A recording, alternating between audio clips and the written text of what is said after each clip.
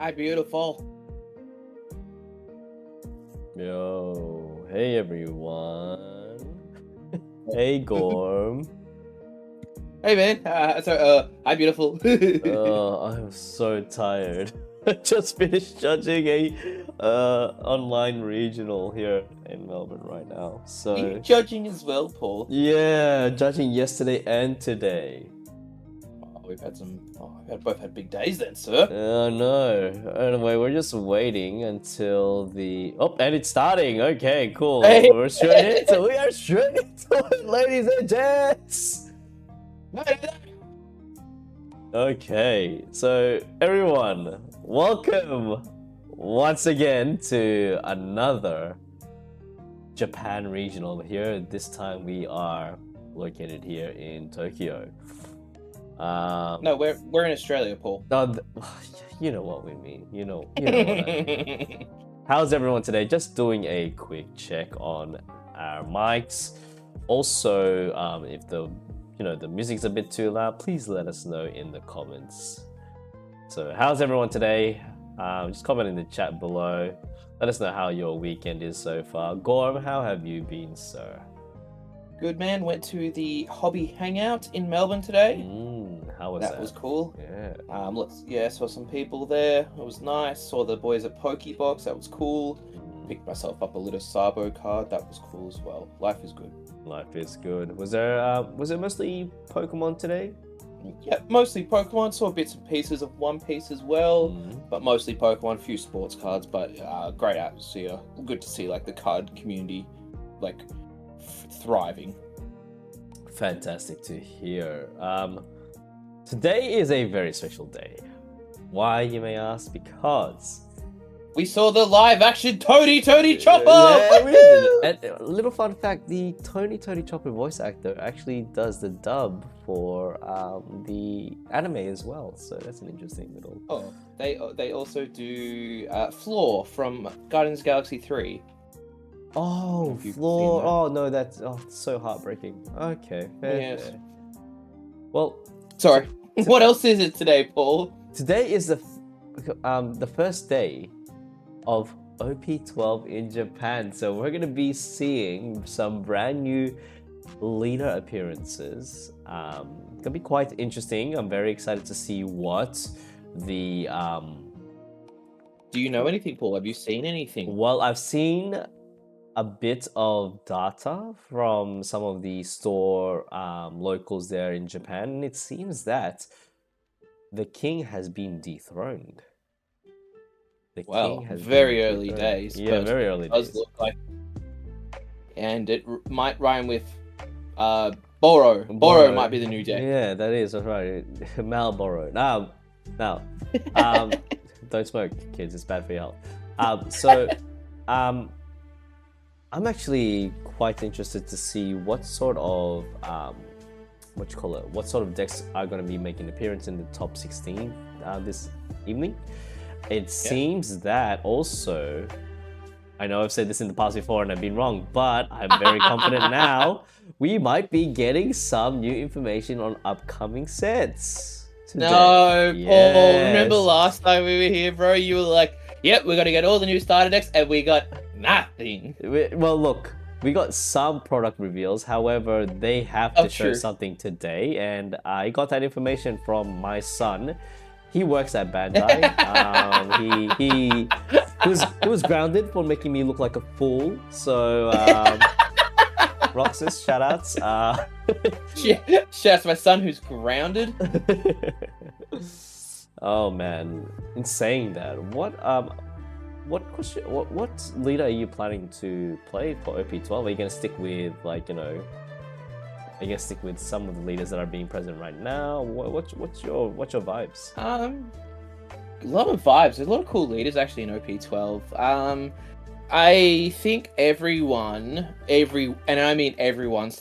first thought was, oh, Koala looks insanely good and insanely busted. We'll see about that. So I don't know. We'll see. Sanji looks like Copium. I think I was going to pick up Zoro, but it looks like I could be jumping on a bandwagon, which I'm not sure about. So I might play Kuzan, because Kuzan has an 8-cost Garp. And Garp is my favorite card. I don't know, there's a lot of good stuff. And I would love to make Rayleigh work. I'm just not sure if that's possible. Rayleigh. Yeah, well, look, Rayleigh's been getting a bit of traction, especially with the whole, rule of having only 4 costs or less in your deck. And it feels like it's a very rushy deck. I am very interested to see if any Rayleighs made it through. I think they are planning to go through the, Ooh, here we go. So this is the Season 1 tournament overview. Over 1,050 people have won store qualifying rounds to participate in this tournament. There was a Swiss draw up to 9 rounds, so top 16 will be playing in the final tournament. 11 matches will continue over a 30-minute time limit, and there will be a top 32 winners to be held in August. So right now these are we've seen these before. So on the left hand side we see Rayleigh for the top 8 winners, and then the top 32 will get the Usopp. Yasop, that is correct. Yasop. Now, judging from the judging from the booklets that the commentators have, it seems that we are getting some card reveals today. Now, here are our top 16 breakdown. We have, let's see. Ooh, interesting. 2 red Zoros, 2 green purple Luffys. We have here green yellow. Who's green yellow? Is green yellow Law. Oh, yeah, okay. 1 purple Luffy and 1 black Luchi. And who are the other ones? Those Bellows and 4 Bella Betty and 1 what is that? 4 what? Is that just normal purple Luffy? That's normal purple Luffy. Yeah, I think it must be. Yeah. 1 blue purple, 1 blue purple, and 4 purple Luffys. Interesting. So we are seeing 0 new decks, Paul. Well, guys, I guess we're gonna be ending tonight's stream quite early today.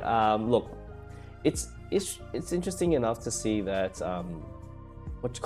everyone was hyping over these new decks and everything, and it seems like there isn't any shifts. But the fact that this is the first time I think I've seen a green and yellow Law actually make top 16 in any of the Japan regionals.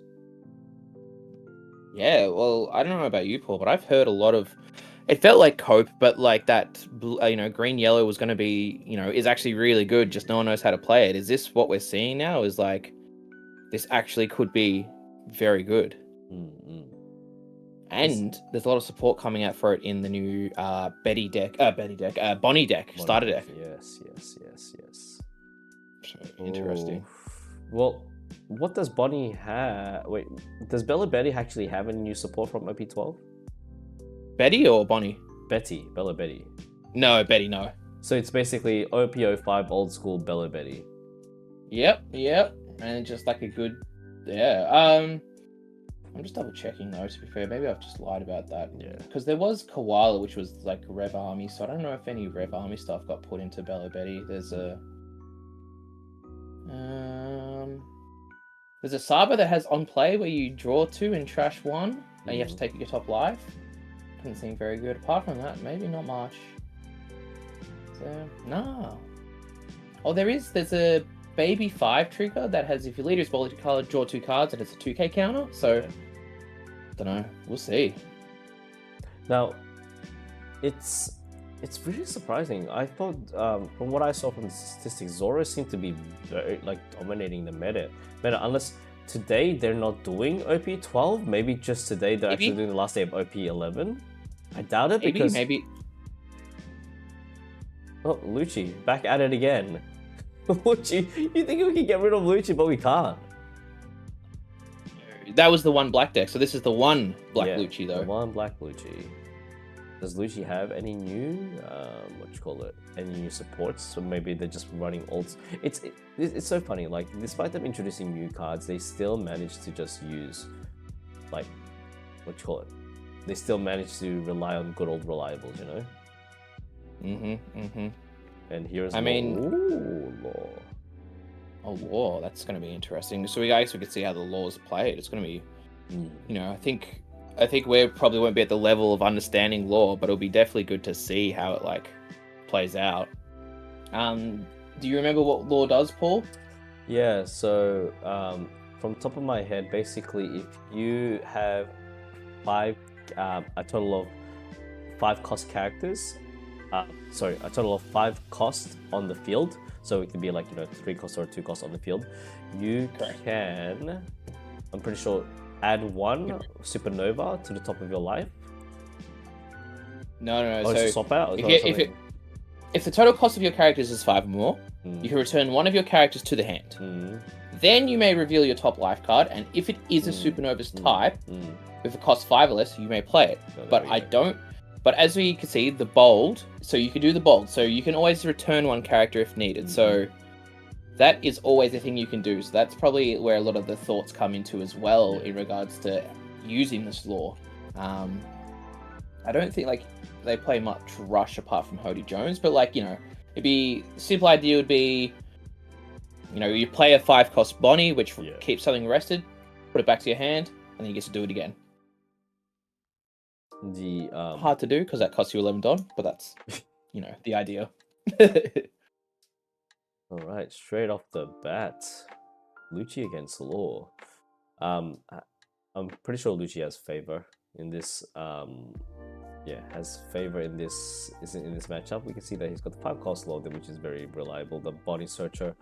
Definitely want to see 2 searchers in hand, or at least 1 searcher in hand. Has a 1 cost Luffy, able to search a 5 cost.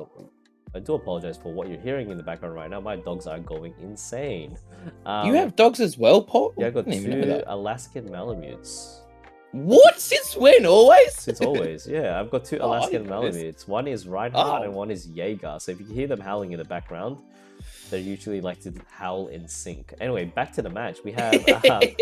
Look, we have, what is that? The CP9 Guernica blocker? I believe it. Is it Guernica? I believe it's just a 2 cost blocker. Is that the one that you have to trash a card for? No. It's It's just 2 cost blocker.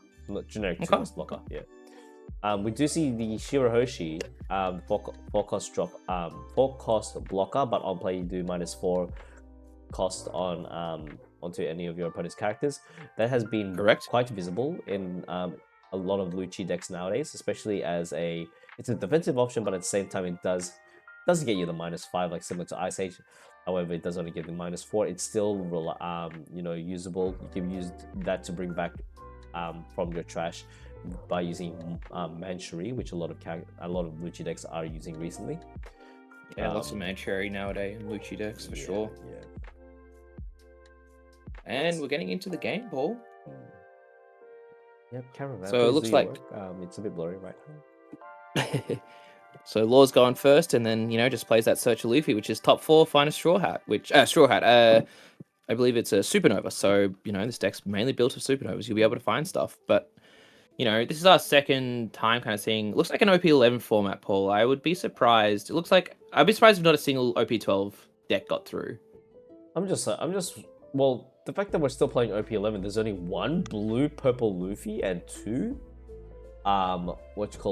2 EVO2 Luffys, which is very true.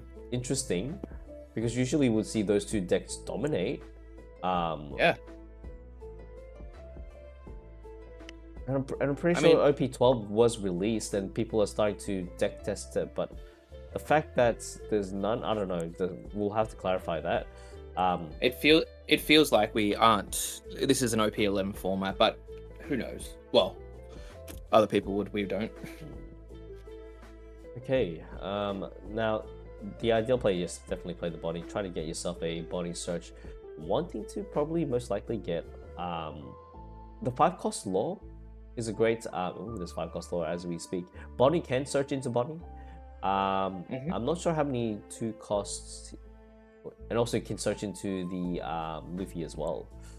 So you can just search for a search, just not stop linking that search. There is a 5-cost law there available, but I am not quite familiar. I'm very familiar using playing red-green law. However, yellow-green law, I'm not too sure. I've never played the deck myself. So what about you, Bob? Have you kind of deck tested it? I haven't deck tested it, but it definitely I've seen it around and kind of have a rough idea of like the ideas behind it, but the ideas behind it are next level. And there's so many plays, there's so many stuff you can do with green yellow law that apparently it's like one of the most combo heavy decks that no one kind of knows how to play, which maybe it's worth picking up as well. This feels like the deck that you play 10 hours into it and you probably still just scratch the surface, so be very interesting. And yeah, I think they've just brought up the Luchi, 4-cost Luchi on the Luchi side, because that's probably the card that answers this board very easily. But the issue would be he needs 3 cards in the trash, so I think that's why he's debating blocking or taking the hit, but he definitely took the hit, and he does have a trigger, which is a Tempest Kick. KO the Luffy, goodbye, get a card in trash. It does set up a 4-cost Luchi if he does pick one up, but now might not be necessary, but he will be able to play out another Luffy, the law. It's good to see that the 8-cost Kid is making a comeback with law in law decks. With the 8-cost Kid, that wasn't very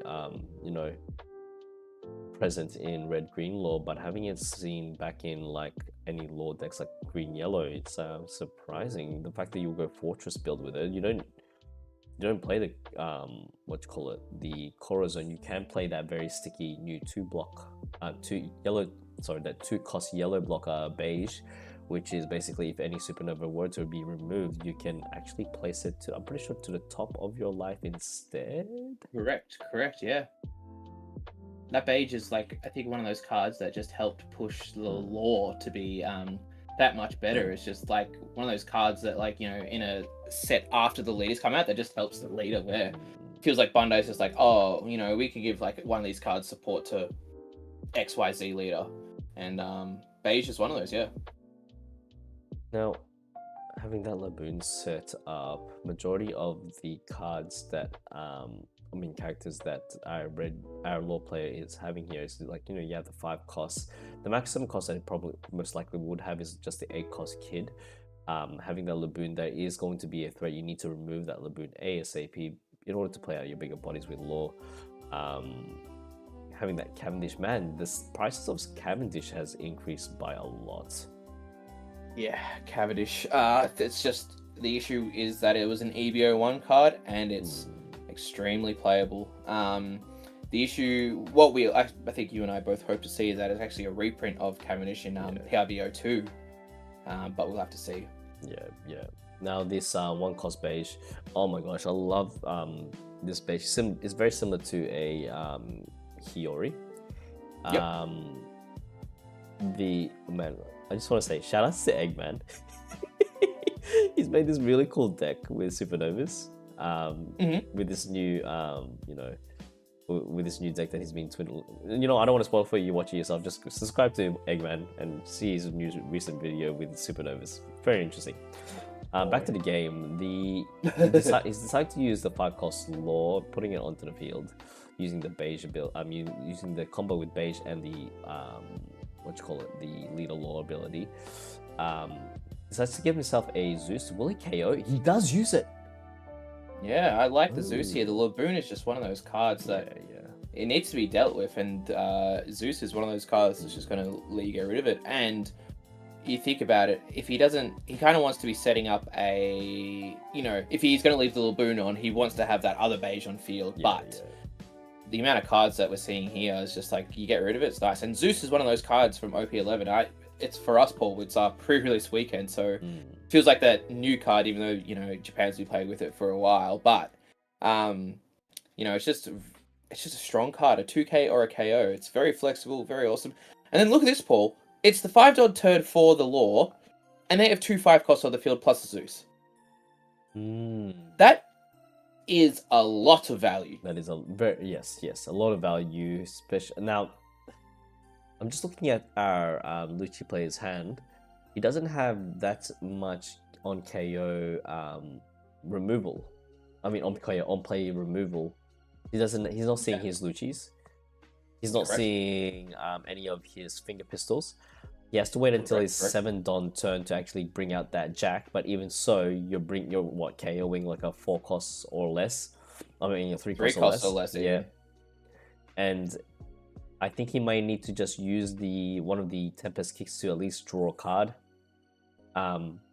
Just to siphon through your deck. He's got the Spandam, but it's Spandine, whatever his name is. He doesn't even have any CP cards in his trash.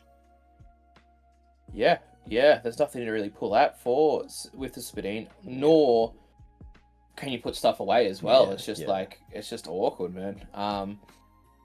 We talk about Luchi as one of these really strong decks, but it is one of those decks that it can brick. It sometimes you don't play searches in Luchi. You kind of just draw naturally.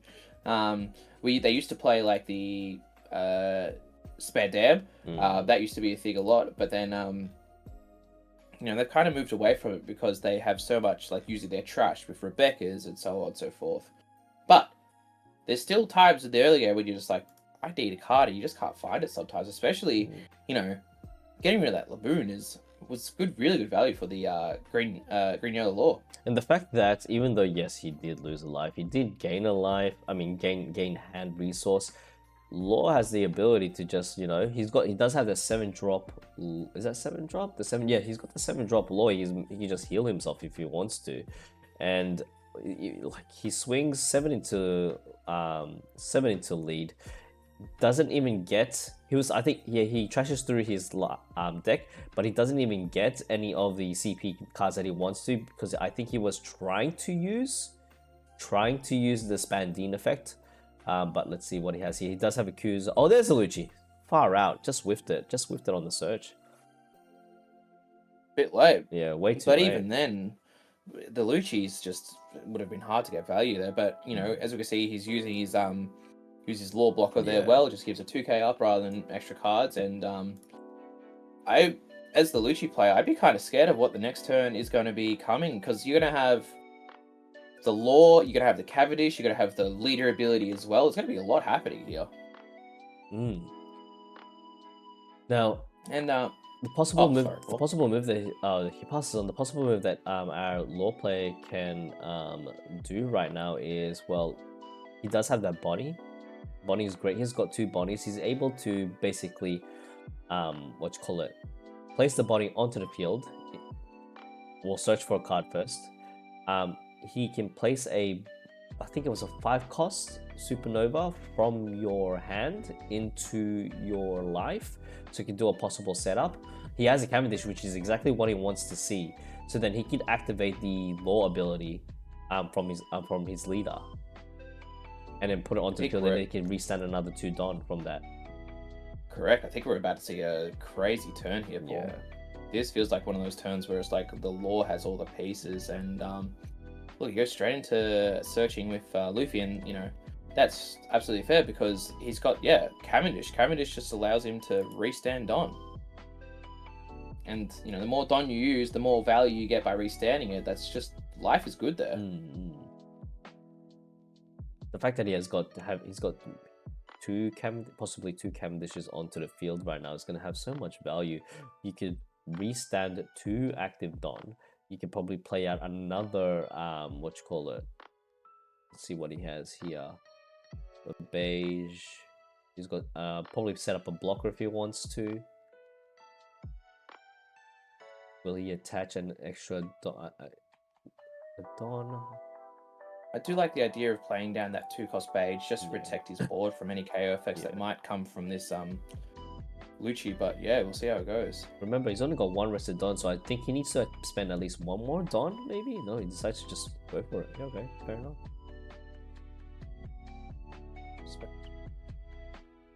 Some value, why not? Maybe just looking for, maybe this is the 7-cost law turn where he could play it down. Yeah.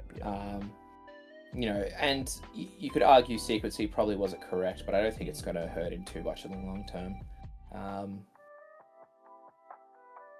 We'll have to see. Shout out to the homies in the chat. We've got Angie, Tate. Hey there, guys. Great to have you guys join in. Don't be afraid to say hello in chat. We have 50 viewers watching right now. Hello, everyone. Hey, welcome. Nothing like a bit of Sunday Arvo One Piece. Yeah, get yourself some hot cocoa or Nesquik. That's what. You and your hot cocoa, bro. Hot cocoa every time. Or Nesquik. It's a Milo, man. Dear Lord. Hey, plays a 7-cost law. One rested Don to his leader most likely. Now he can use the leader ability. Hey, Sammy, Maddie, how are ya? What's going on, boys? Attach one rested Don. Now he's able to, I think, green purple law. Green yellow law is so. I actually might want to make a deck. Paul, I've seen how you play One Piece, mate. I think you playing green yellow law would make me more miserable when I first see you. I reckon you'll take 5 minutes of not talking, trying to figure out what your best green yellow law play is. Have you seen me play green red law? It's like dead quiet. Me just trying to calculate. Oh man, it's like I know, you know, guys in the chat. If you've seen, if you've seen Paul play for One Piece, but like he's so lovely on commentary, so great, so happy to be here, all that sort of jazz. You play him in One Piece, he doesn't say a word. The game finishes and he goes, chucks out the fist, good game, and you don't see him ever again. He's gone. This is interesting. Luchi is supposed to be playing removal, but the thing is, it seems like he doesn't even know what the beige does. So the beige is actually such a good card to have on the field, especially against Luchi. Hey, I'm gonna pop your 5-cost law or even 5-cost Cavendish, or even your 7-cost law. That's not gonna happen, brother. You have to get rid of the beige first before doing any of that. And the fact that, look, what can our Luchi player do at this point is actually being locked, like, without seeing his cards in hand early game, it's actually kind of, stopped his board being filled up. And like right now he's on what, 7 Don? Wait, just counting this. He should be on 8 this turn. 8 Don. What can you possibly do? He could Tempest kick into a Jack to KO a beige, and that's it, actually. Because, correct me if I'm wrong, Paul, but this might... So, with beige on the field, even if he was to play like a Luchi, the beige can protect both cards that have been targeted for KO, correct? That is correct, unless you actually target the beige. Awesome. So you have to target the beige plus one more to get both of them off the field. Yes, and there's Toto. You got your little posse. Is it what? My best friend? Yeah, he loves his best friend. Yeah. One day we'll figure out who Toto's talking about. Today's not that day. Yeah, now, yes, I think playing that Luchi is going to be a go-to. You need to get rid of that beige first. Your primary target would most likely have to be that Cavendish, because that Cavendish is just too much, too much value. Correct, yeah. Oh. So this turn's looking like a Tempest into the Cavendish, and then swing to then minus the beige. Yeah. And that allows him to KO a 2 and a 1 cost. So that would be those 2 pieces gone. But we do see the 10 drop Cruzan. I really appreciate the fact that 10 drop Cruzan is actually making a comeback in black decks. I agree with that. 10 drop Cruzan was probably one of the coolest cards that hasn't worked for a long time, and now it's looking good. Now he's drawn himself a 10 drop Cruzan into. Is that another 10 drop Cruzan? He's drew into 2 10 drop Cruzans.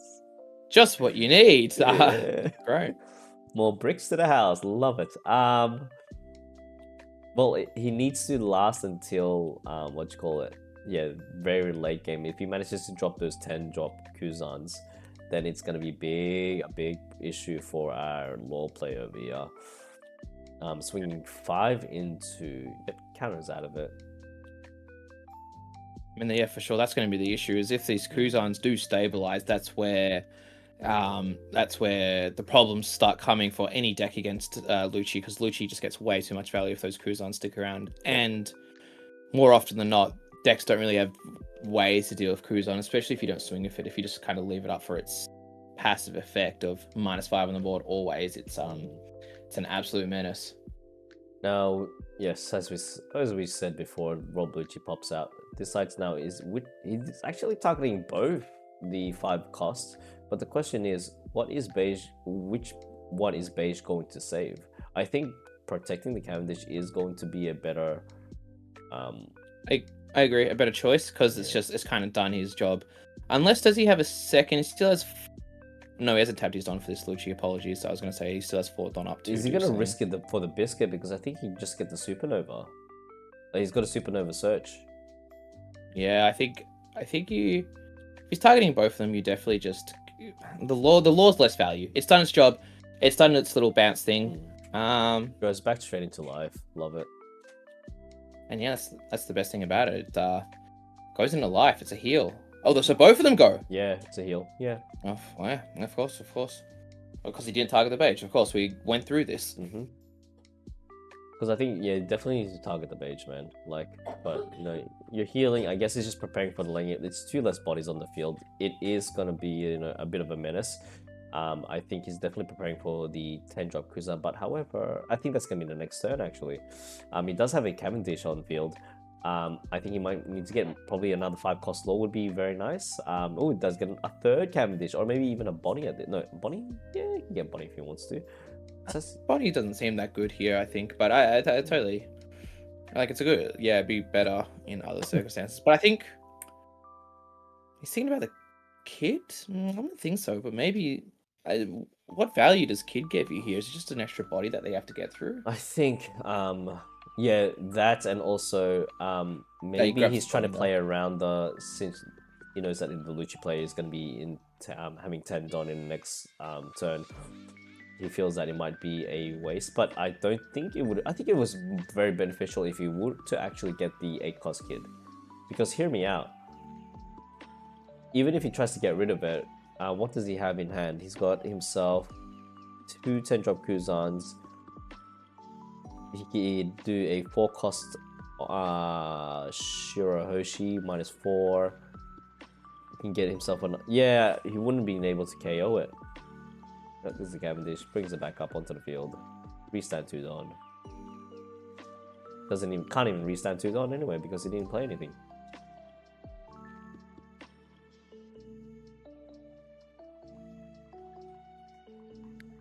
But you look at the board states though, Paul. You see this law, you know, on his turn having all these cards already. It's just kind of scary there. You know, Luchi doesn't have much going for him, and even if goes to 10 Don next turn and then plays a 10-cost Kuzan, the swing is just nowhere close to enough of a swing to like stay alive and, you know, do what you need to do. And yeah, it's just, and we see the cards that kind of the Luchi has in hand. He doesn't have a lot of stuff that like can set him up for success. He has the Rebecca, but you know that's probably not going to be enough. He's taking hits. He's looking for stuff. Yeah, in saying that, I'm wanting to buy a alternate art law leader card. So if you yeah, you would. Yeah, I would. Paul sees some of the cool ones. Yeah, that's cool. I like it. I like laws. I like that. Yeah. But nah, I think I'm just gonna stick with my good old reliable. Now, what are the possible moves that he can do? Yeah, I mean, he can get rid of. Does he have a Spandine or even a 4-drop? He's a 4-drop Luchi. He can play. But he has no way. Yeah, sorry, go on. There's no way to I was gonna say there's no way to minus stuff though, Paul. Like, there's 0 cost reduction to there except for like obviously take cost cruise out of the Shirahoshi, and I think that's too little. And even if you're playing I think 10-drop Kuzan won't be the ideal situation, ideal play here because no blockers on the field, as you may have noticed. The amount of pressure that the law player has given the Luchi player, like look at his life, like what, like, he didn't see the key cards that he needed for early game, and now he's suffering from it. He doesn't even have that many 2K counters in hand as well. He can only put blockers at this point. Even then, like, it's not like the Luchi didn't see a lot of cards he needed. He did see stuff, but the Zeus dealt with, what did he KO again? It was like a, It was the Boon.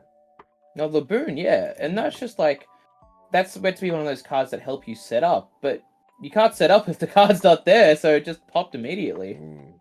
Paul, I hate to say it, this is a really good showing for what Green Yellow Law can do. Now, just a question for our people in chat, like, especially the Bello Betty enthusiasts.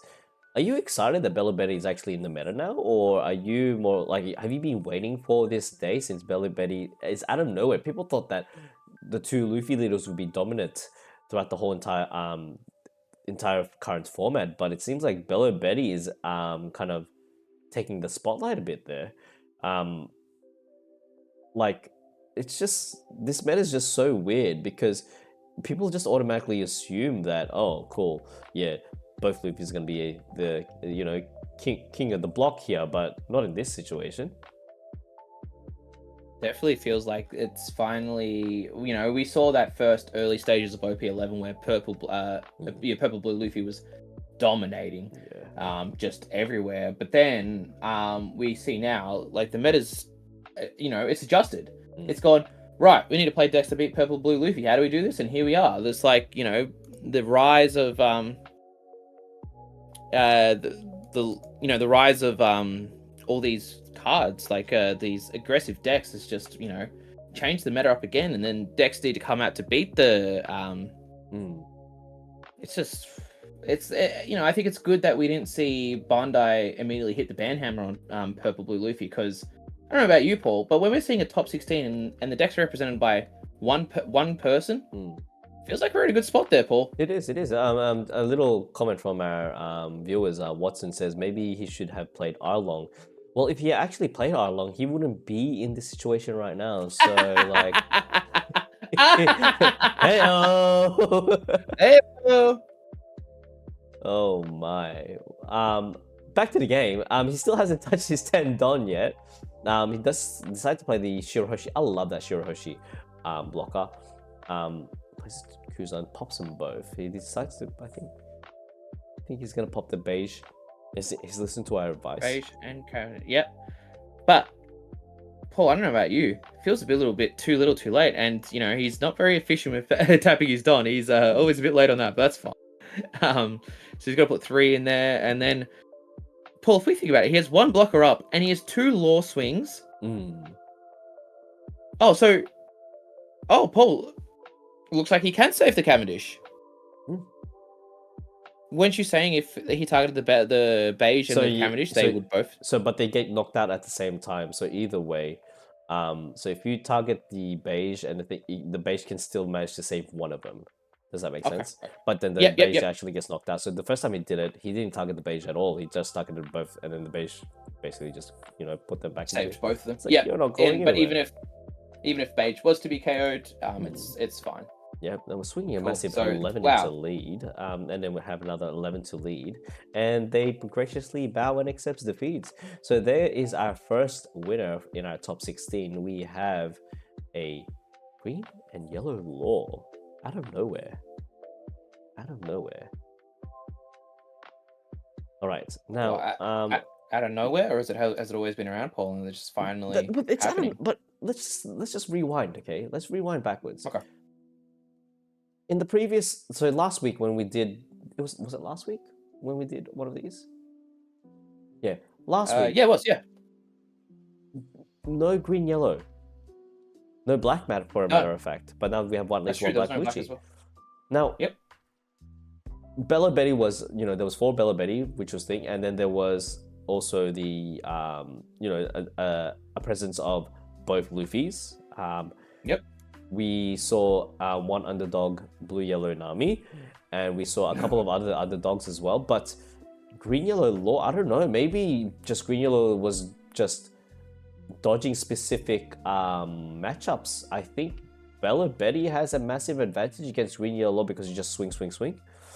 I would be surprised though, because it looks like Green Yellow Law can actually deal with the cards pretty easily.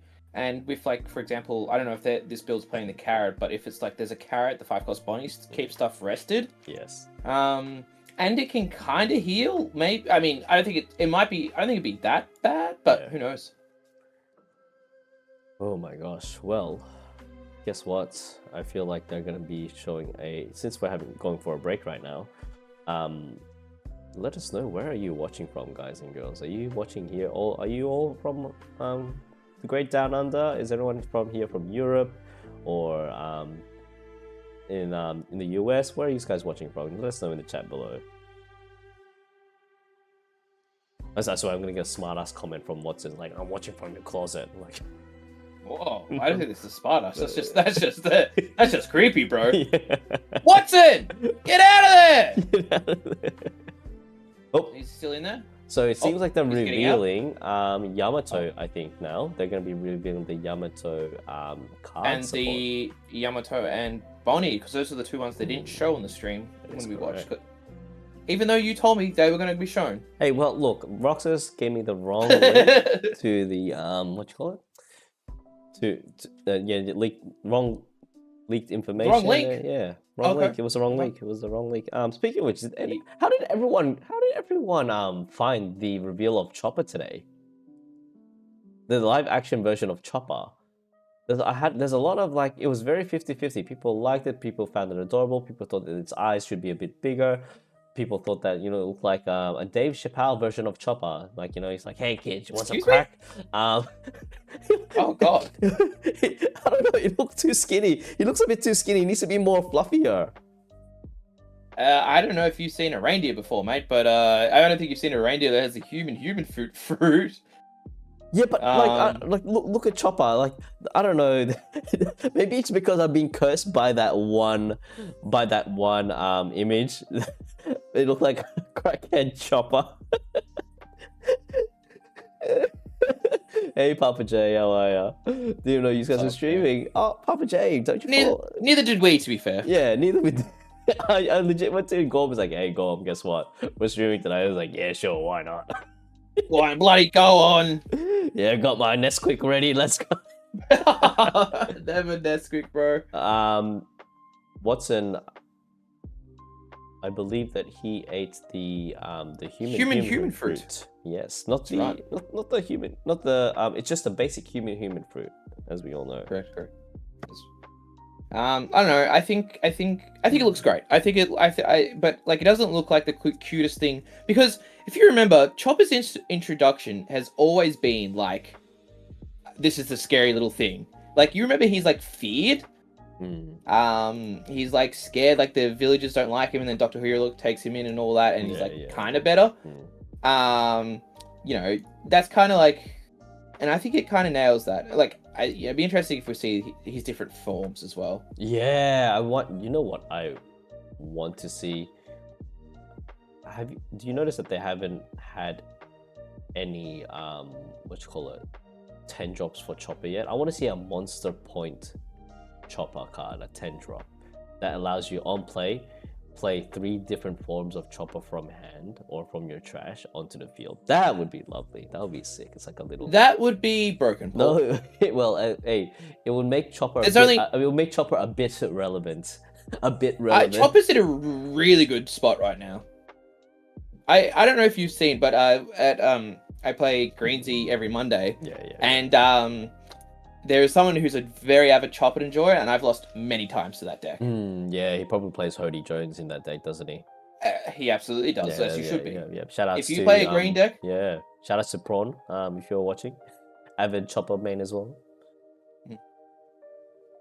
I don't know, I think all things considered, I think the Chopper looks good. I think there's never going to be a spot where everyone will be super happy with it, and I don't think it's bad. It's not like you remember this first time Sonic the Hedgehog got revealed and they had to scrap everything? Yeah. It's kind of like that.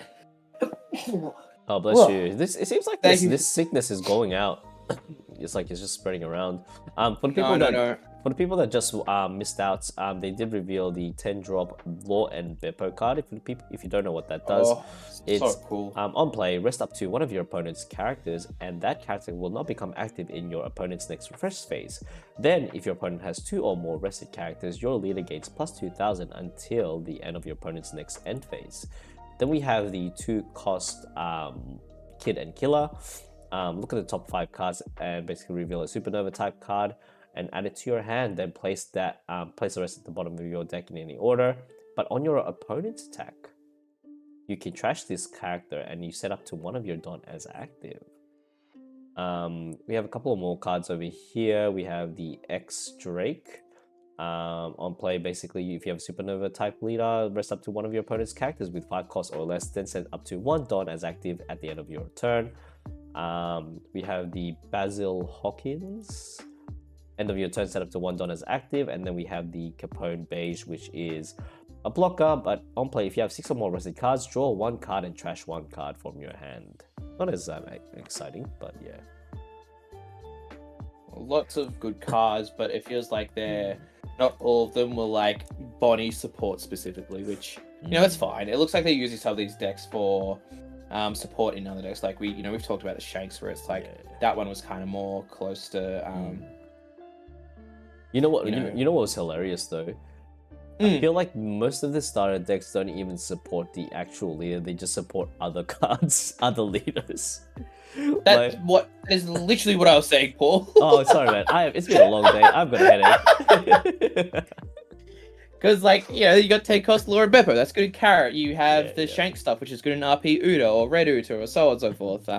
That's what I was. That was my point. But no, I get what you say, Paul. Could you give me some examples? For example, now, oh my gosh, sorry, apologies if I sound nasally. I'm still recovering from a sickness as well. By the way, Gorm, how did you go with your pre-release events? I went 2-1, and I've only played 1 so far. So I play another one tomorrow night. Got a Kobe Alt Art secret, which is a very cool card. Oh, and then we have Jewelry Bonnie, the AA for the leader. It's okay. I really wish that they would put a bit more effort, like as in having a bit more texture in some of the cards. Maybe there is texture, but we just can't see it. Is there texture? It's a lot worse. It looks like the Bonnie isn't hollow forward, which is just I'd have to look at the other ones, but is that how they did the other starter decks? I think so. Oh, look at that! There we go. The 2-cost Kid Killer and the Beppo. 2-cost Kid Killer. Also, another very good card in Green Yellow Law. Yes. Just finding supernovas is counter. It's a very good card. I think when that card got revealed, everyone's like, "Oh, it's actually really good in Green Yellow Law." So, and what we are seeing is two Green Yellow Laws in the top 16, and they're getting more support. Like, is this where Green Yellow Law becomes dominant?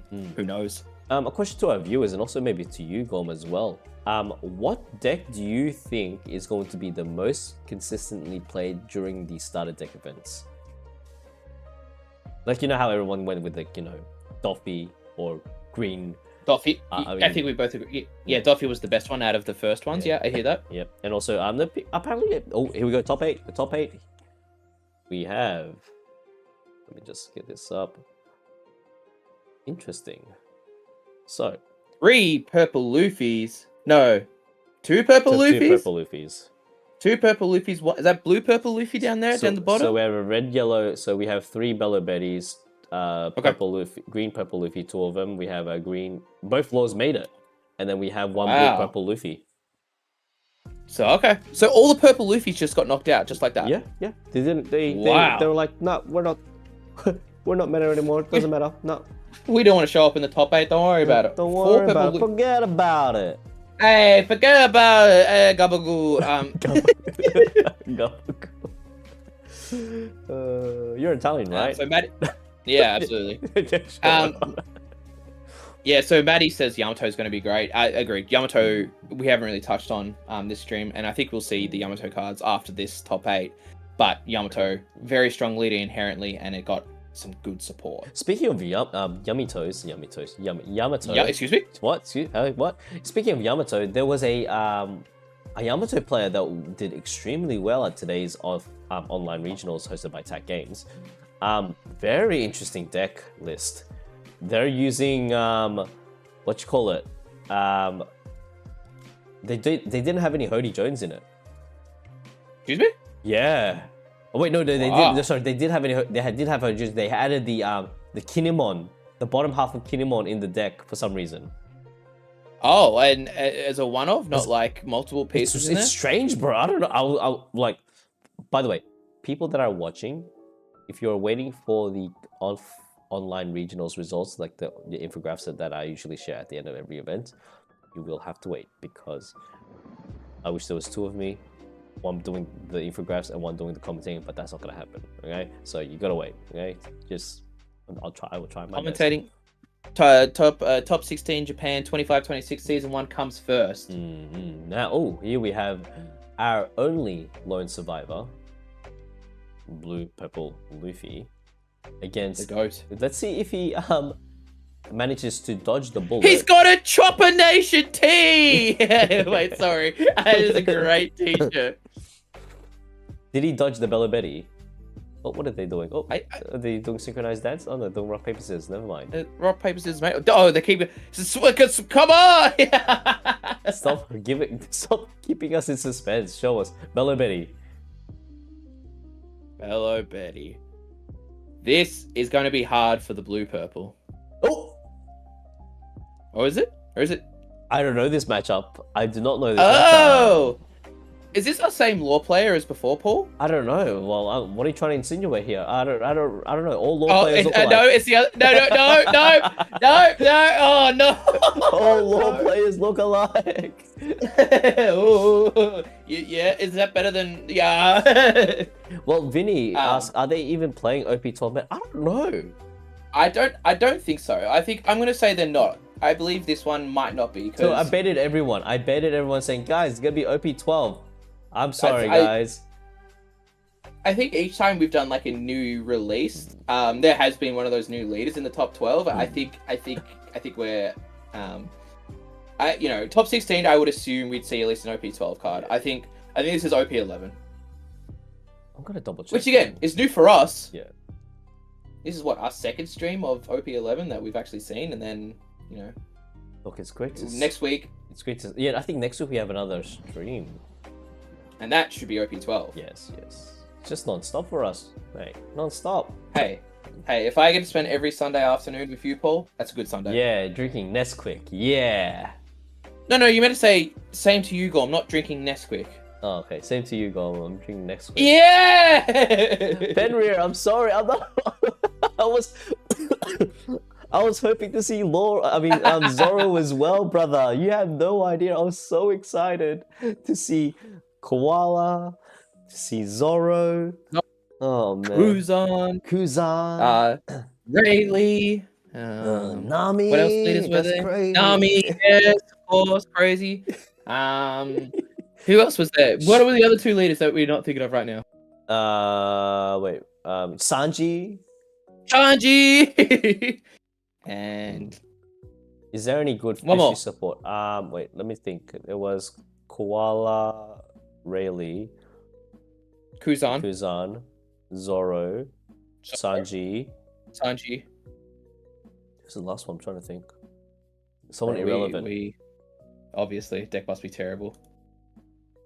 Who's the last one? Who's the 6th leader that was irrelevant? I said Koala. We said Koala. Koala, Rayleigh. Are we? Yeah. Koala, Rayleigh. Corazon. Rosinante. Oh, thank you. Yep. We are... The first tribal deck. The very first tribal deck. And we are off to the races. We have ourselves Luffy against Law. I do Just want like to the anime. just like Oh, in the sorry. anime, but they're fighting against each other, not against Luffy. Anyway, wait. We have Body Searcher. Okay, ideally he wants to see, what does he want to see again? He wants to see the Cavendish, yeah? Cavendish of He wants to 5. see supernova cards. Oh, and here we have the we've got the Chad full Altard Law versus the Virgin normal blue purple Luffy. It's not a single Altart for that man. Mm.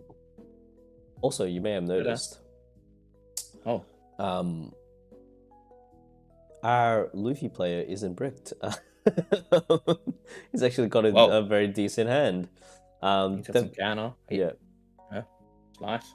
Oh, there we see another. I love the amount of searches that you can have. For, like, there's 2 searches in a deck. I love it. Just siphon through all your cards. Does he want to get a beige? Yeah, because you do want to protect your bodies on the field, especially if you are planning to.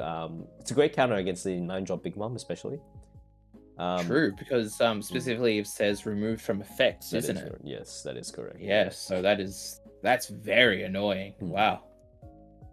Wow. So yeah. Oh, I was going to say, this beige might be one of those cards that are like just one of those MVP cards that has pushed Green Yellow Law into this, 2 of them in the top 8. It's because of this beige. Yeah, beige is MVP right now. I do want to say that is the most decked out Green Yellow Law deck I've ever seen. He's got, look at the, oh man, Japanese cards are so cheap. I love them. Unfortunately, though, he doesn't have the 1-cost Scratch Mana Po winner card. So thus, we call him poor. Yeah. Do we have any Green Yellow Law enthusiasts in chat right now? Like, I'm just like, how are you guys coping with the current meta? Do you feel like we're doing something wrong here in the west side and everything is done right in the east side? That's why these decks are shining so much. Like, what's everyone's thoughts on that? Oh man, I love that beige art. It's so beautiful. Now, our Luffy player is currently on 7 Don. I've noticed that a lot of Luffy players nowadays are playing Luffy Taro again. I don't believe this one is. I just don't think you can play more bricks, and I'm not really sure what you'd be getting out with Luffy Taro in a blue purple Luffy deck. That would be the issue. And we can also see that this Cavendish is well protected by this beige, because they did show on stream the God Thread, which is KO a 5-cost Rampadon. That's one of those cards, but it's well protected from the beige. I think when your question in regards to the law players, though, it's literally this beige. This beige has just pushed green yellow into that very good deck into a very, very good deck. And this deck is going to be one of those decks where it's all about skill expression. You and I could play each other in green yellow law, and we would have no idea. Yeah, 100%. If player decides to play a Nami, just trying to basically play 3 turns ahead. Sorry, I just read the chat. Are you loving turn chat? Yeah, poor That's what happens when you get into a card game and have to pay for a mortgage at the same time. Poor Basor. You've got a kid as well, Paul. Don't forget that as well. Yeah, but you know what? Winning life. That's all I'm gonna say. Winning life. Maybe poor, but I'm winning life. He's like, I go to bed with my One Piece cards. Like, I go to bed with my wife. Oh. Oh. Well, back to the game. 7 drop low. Oh, that's funny. Whoa, green yellow law. Now, what is he going to place onto his what you call it? His life? Into his life, yeah. It's only it's a 5 cost, right? It's only a 5 cost, or it could be any thing. I'm sorry, no, I believe it's any supernova. It's any supernova, as long as it's supernova, yeah, pretty sure. Correct, yeah. So he puts and then this is where the shenanigans come in with this green yellow law. Yeah. This Luffy's going to go back to hand and something else is going to come out. And he has 2 Dawn up as well, so you could push that beige back to hand and then still play it out as well. Paul, we are seeing, I think, get ready for your locals. We're going to be seeing a lot of green yellow law. Yeah, we're like that one kid in class. It's like, hey, can I copy your homework? Just make sure you change it. That's us right now. That's us in Australia right now. Always. I look, To be fair, I have seen a lot of discussion about green yellow law in the spaces, but I think seeing it in person is something else. Because that's right, we're streaming live from Japan. Quick, pan over to us. I said pan. Now, no, I don't have anything. You know what? I'm gonna make avatars for us. It's like, yeah, face reveal. Face reveal. It just cuts to a screen of us. Oh my gosh, we should do one. Like, I think Gorma, I'll have you over at my house one day, and then we should just do a live. Like, we're all in the same room rather than thing. But he wants to be street. Yeah. He wants to be out on a Sunday when he can be at home, snuggle up with your Nesquik and just watching and. Oh, stop, bro! I feel like I'm in a Nesquik ad at the moment, but it's like, man, nothing I feel like more than a nice, hot Nesquik. It's like, oh, okay. Interesting. I don't know why you bring 9 now, is he? The Luffy player is up to? Yeah, he is. He can play the 9-drop if he wants to, or dare I say... He can play a 9-drop Nesquik. Oh, I mean... I don't think he got rid of his big... Where's the big mom? Is it to the left? It's to the left. No, all the way to the left. I don't think it's to the left. That's the Katakuri. Katakuri? Yeah, it's Katakuri. Mom. No, that's Katakuri, brother. Oh, so then where's the big mom gone? Exactly, that's what I want to say. This is what happens when we don't pay attention. I was talking about Nesquik, man. Did he get puddinged? It feels like... Oh, Paul, there's a big piece that we've... as we were memeing, he's played the 5-cost Nami. Yeah. Which, for all the viewers at home, draw 3, put trash 2 cards to the top... No, you don't... to the top or bottom of your deck. Oh, okay. You don't trash. Oh, no trash. Okay. See, that's what happens when you should be reading the cards. Now, swinging... He's using the Nami to swing. Maybe he's just not putting much value onto that block, trying to get cards out of hand, and you want to get cards out of Green Yellow Law's hand because these are the cards that he uses to combo out of so on. He gives him a 2k. That's nice. But I think we're the biggest thing here is he has a beige up and he has a blocker law up. These cards are hard to get through. Oh, seems like the judge has picked up on something. He's got 9 Don. I think he should be. Oh. Is he missing? He should be on 9 because he was on 7 last turn, Mr. Judge. Yeah, he should. 1, 2, 3, 4, 5, 6. Yeah, he's got 9 there. Yeah. Mr. Judge, I would like to hear what the judge is saying here. Well, they're basically saying. The judge has shut up very quickly because he should be on 9. Swinging 9 into lead, or I believe 9 into the Cavendish. Either way, he's going to be using that 5-cost blocker law to protect that Cavendish because it is going to be an asset, or he's just protecting himself. There we go. There's the 9-drop Luffy. Gets himself an extra draw. Gets into himself a Gum Giant. Swings into lead or Cavendish, but it doesn't really matter because the beige is doing his job right.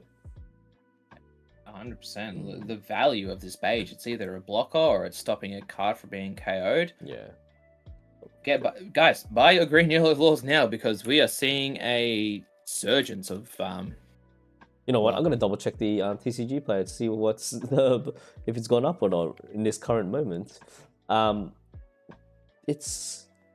What can our law possibly do? Well, it gives itself another 7. That 7 drop has so much value. So much value. It's just the perfect card for law. Definitely felt like it was printed for it. And get rid of the bond clays with the little 2-drop searches, and that's we've kind of seen the research that every deck has a searcher now, and those little annoying cards, much like a bond clay or something, are just they're annoying for once and they're very easily gone rid of. Now, you know what's interesting? Because usually I see a lot of Green Yellow Law players play the Restand Law. We did see one of those actually in the last Law's deck. But I have a feeling it's just not one of those cards that you want to play a lot of. It maybe not win more is correct, but it definitely feels a bit niche for what you'd want to be doing. Holy crap, I just noticed we have 150 viewers. 53 viewers watching us. Hey everyone, greetings friends, welcome. Greetings everyone, it is I, Paul Basor. I'm Paul Basor. It's Mr. Basor to you. It's Mr. Basor. Now, is our law in a kind of a predicament right now?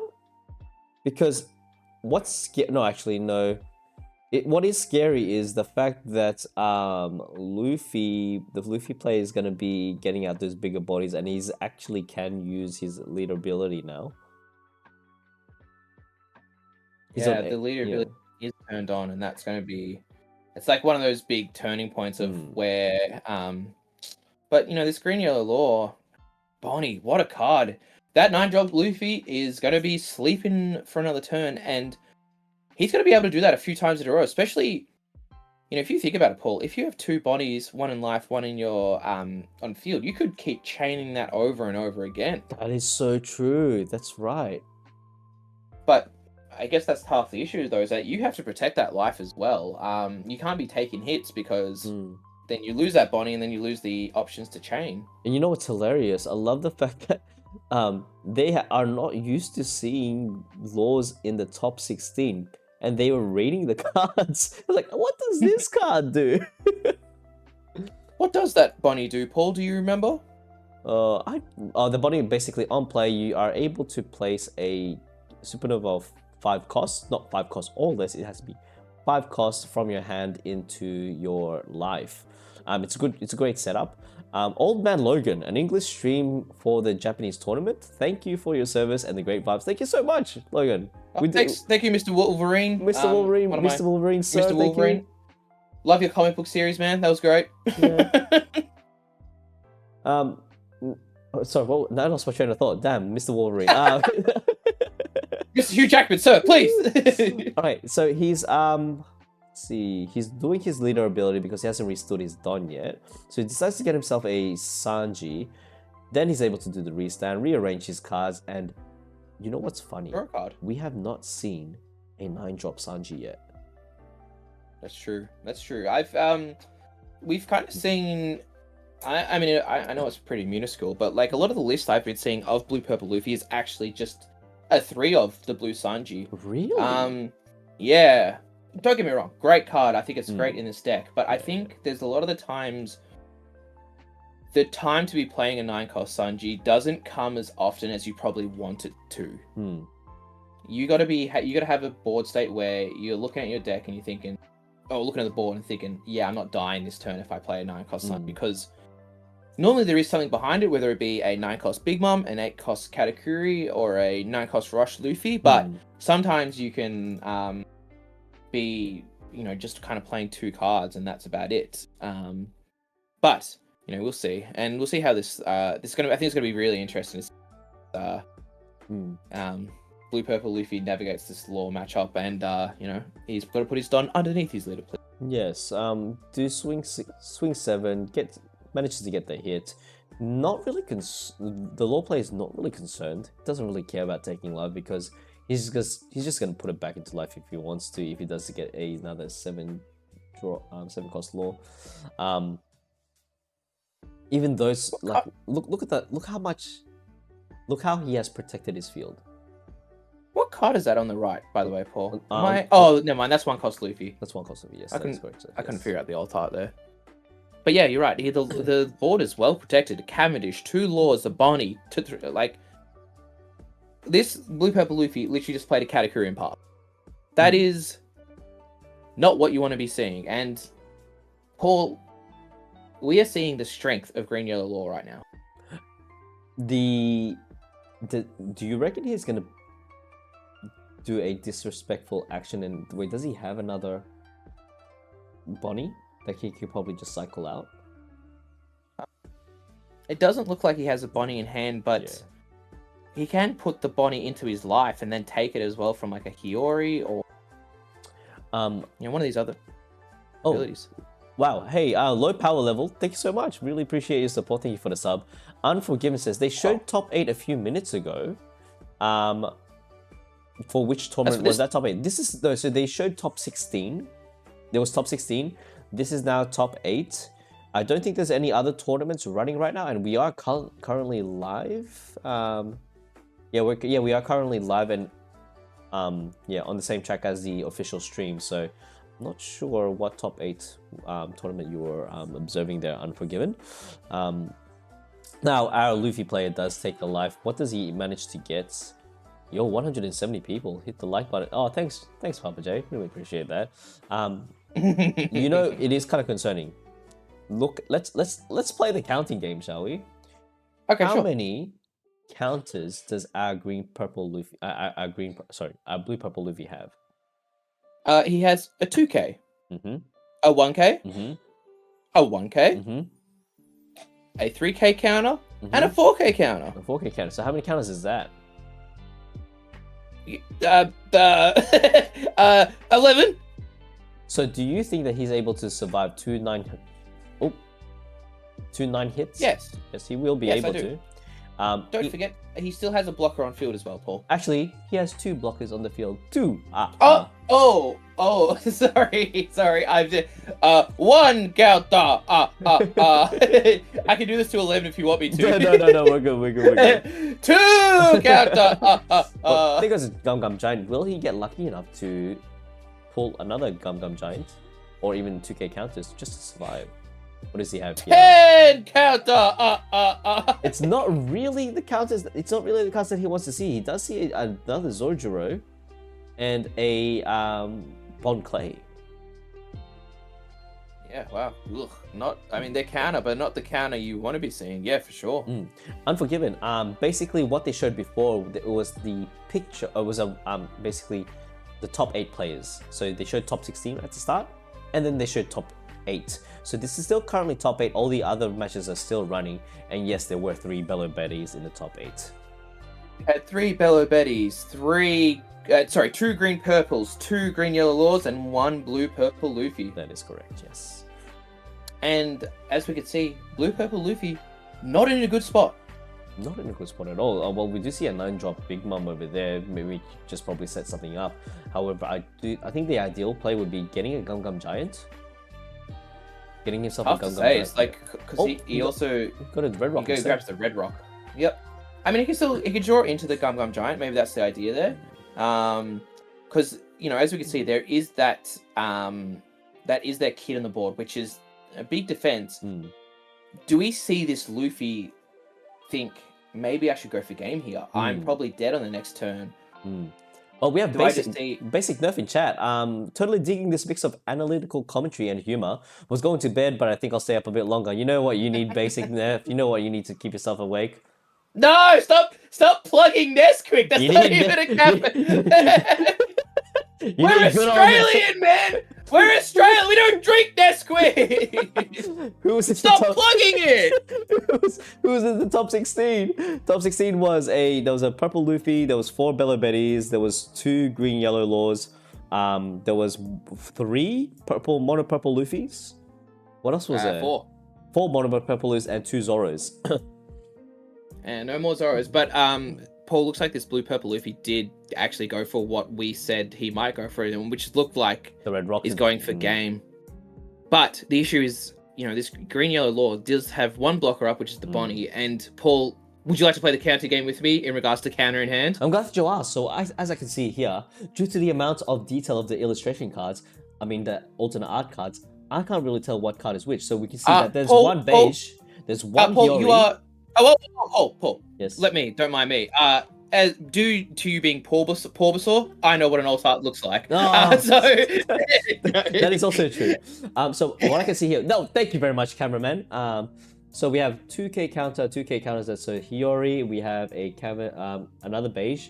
So he's got all 2K. He's got 4 1K counters and 1 2K counter. In total, that is correct. 6,000.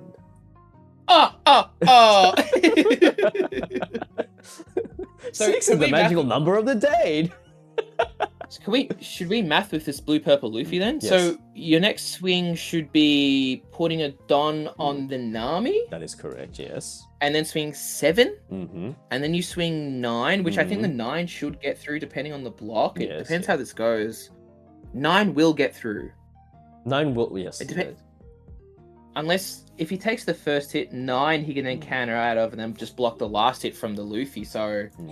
Now, you know what the only possible thing that our Lord player can do he can do what those players, you know what, how players, you see them in real life when they play, they do the fake, like, I wish there was a camera right now, but they do the fake thing with their hands where they try to calculate it according to my calculator. If I do this, and then kind of look. I bet you he's gonna do it. Watch. I bet you he's gonna do it.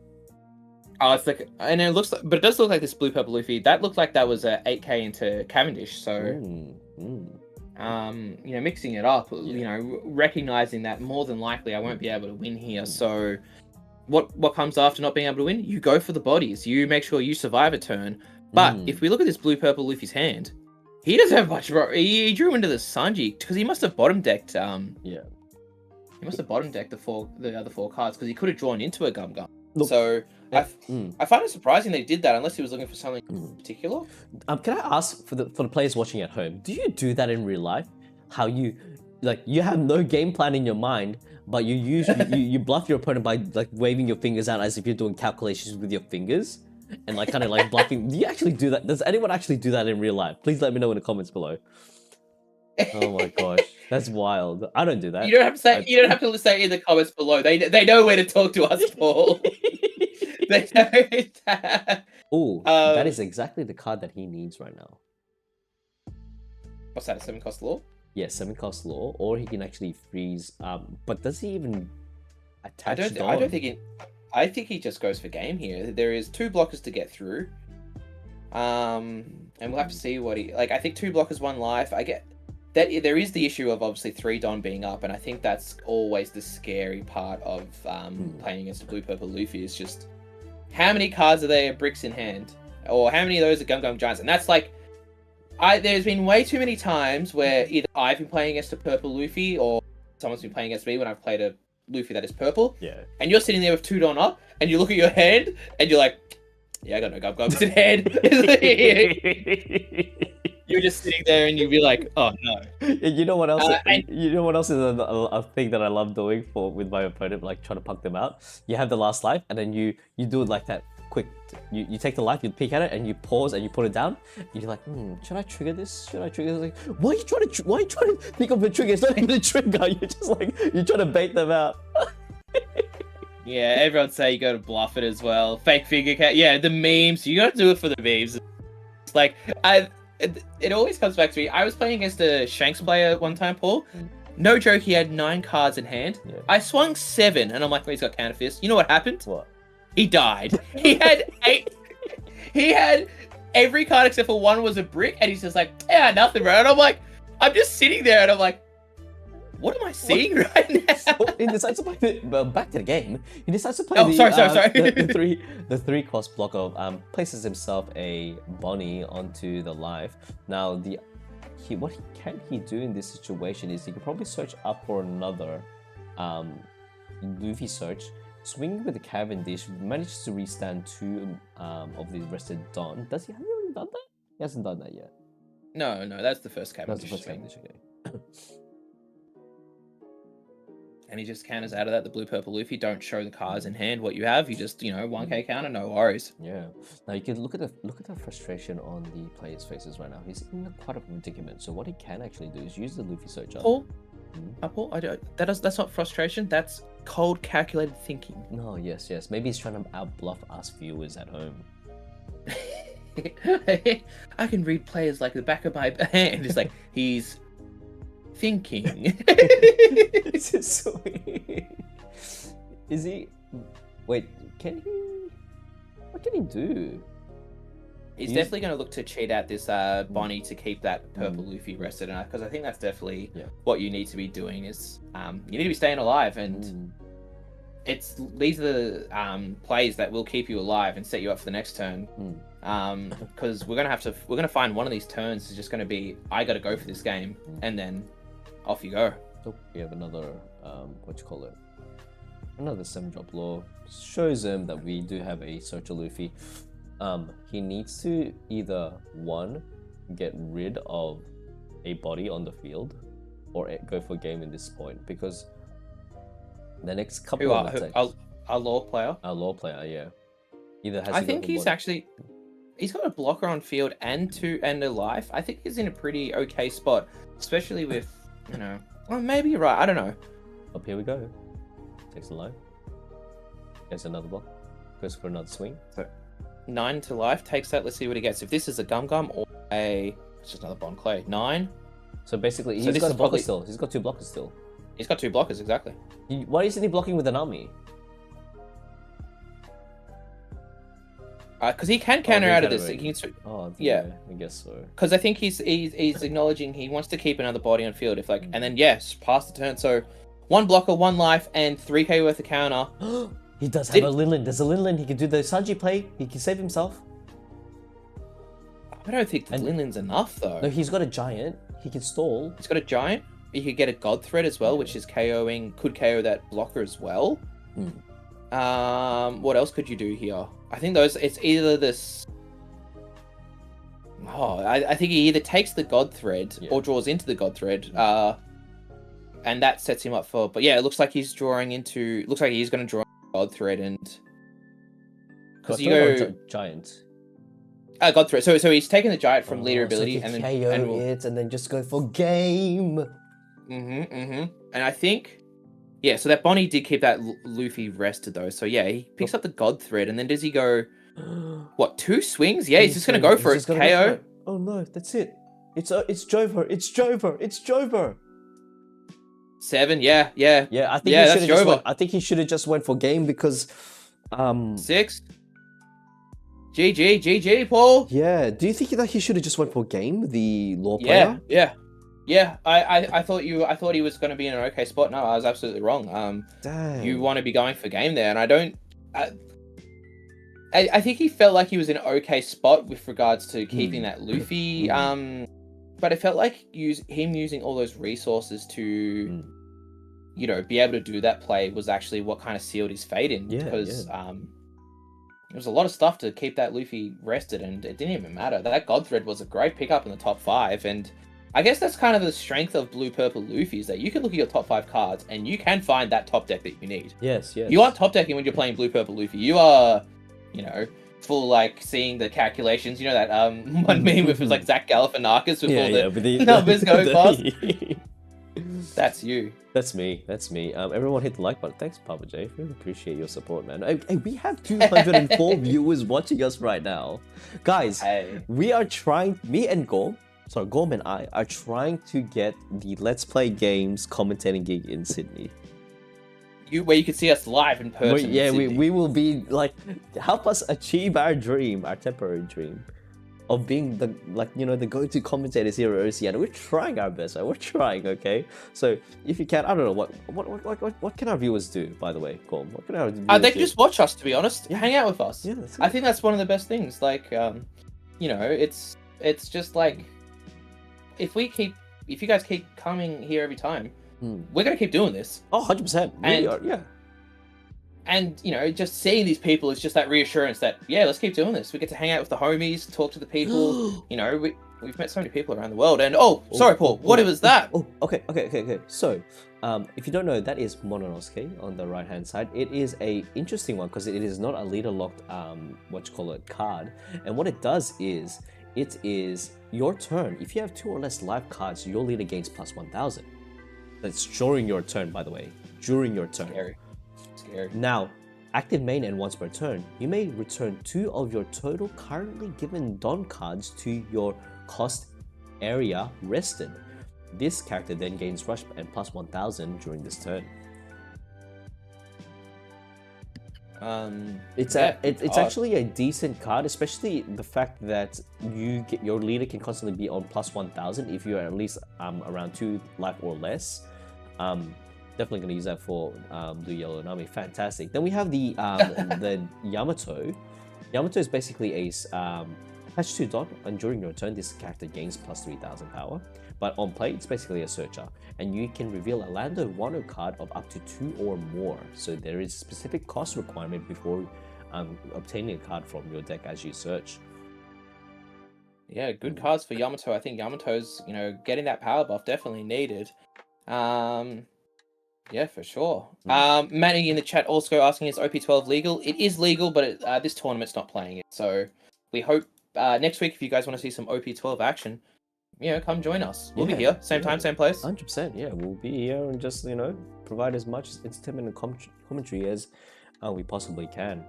Hopefully nothing does collide with our schedules. Fingers crossed. But guys, if you please show some love to Gorm as well. He's finally made a X Twitter account. It's Gorm at Gorm TCG, GORM TCG. Thank you, Paul. Thank you, Paul. And Paul is also on the Twitters. He is at Paul Basor. Very simple. Very nice. That's very simple. That's basically it. Yeah. But if we look at these, we could probably talk about these Yamato cards. I think they're both very good cards in Yamato. That one cost searcher is great. A search is good. Full stop. Yes, we can always say that a search is always good. But being able to be that extra swing because you're putting 2 Don onto it, and then just pushing that extra 1k out of hand, that extra little more out of the hand, that can always be a deciding factor. Especially when you're playing against Yamato.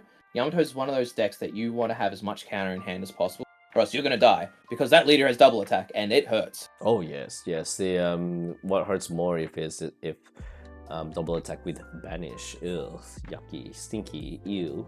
Okay, we have here, what's his name? Ashura Doji. So on play, if your leader has the land of Wano type, your opponent has 3 or more life cards, KO up to one of your opponent's base cost of 5 or less. Oh, wow. That's a very good card. That's a very good card. KO 5 cost or less if you have land of Wano, and also if your opponent has 3 or more. So 3 or more? Yeah, 3 or more life cards. I think it's going to be tough as well, though, because I think it's maybe not too niche, but it's not a very good stat stick, though. I think my argument would be: would you rather play this or a Zeus, Paul? That is true. Where Zeus is just always on. You must trash a life, but at that point, it's a 2k as well. That is correct. I think that'd be my argument, but I totally, can be good for sure. But I think the biggest card. Oh yeah, you go. No. Talk about Izo. Izo. 2 Don. If you attach 2 Don to it, gains blocker, and also on play, your land of Wano type gains banished during this turn. Yuck. What the hell? Banish on Yamato is scary. I think we all agree that 2 cards from your life and you don't get them, no triggers, no nothing, just straight into the bin. Very scary. And then our last one is Kinemon. It's only a trigger card, but if your leader has a land of Wano type, your opponent and your opponent has 3 life or less, you get to play this card. So it's very similar to the other land of Wano cards like Nekomamushi or Kikinojo, and also Denjiro and Inorarashi. Whatever his name is. I think you play that Kinemon. I think it's a 2k, and I think it's just a good card. I think it's that Satori spot which Yamato was kind of playing, because sometimes as a Yamato you want to have bodies on field to push for that lethal. Yeah. And Satori was that spot, but this Kinemon, you don't have to trash a card for it, so it's just good value. Do we have any Yamitos mains here in chat? Yamitos? I think you're asking, there probably might be, Paul, but I think we've got to wait for these starter decks to come out, and then bang, then they're all out here. Oh man. Well, that is all the reveals for the starter decks. They are actually coming out next week worldwide. Next week, Friday. Yeah. Next week. He did. Yeah. Yes, I did say yummy toes. That's right, yummy toes. Little play on words. Look, right now we're going for a quick break. For the people that have joined us, thank you very much for just putting up with Gorm and I's nonsense. Please, as a reminder, as always, make sure you get yourself some water, keep hydrated, top up that mug full of Nesquik, and we'll see you in probably 5 minutes or so. Okay. So Paul, I'm gonna stick around, but if you wanna, yeah, sure. My wife has graciously bought me some honey chicken and rice. Yes, that's a white man's dream. That is it is the go-to for every white man or woman's choice when it comes to a Chinese restaurant. Yeah, let's not be sexist here, Paul. We will be back shortly, everyone. Well, Gorm, you're gonna stay around. I'm gonna eat. Absolutely, homies. Yeah, eat up, Paul. Cool.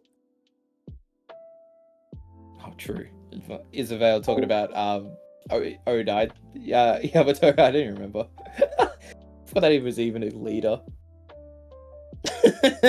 Look, we don't talk about yummy toes, all right?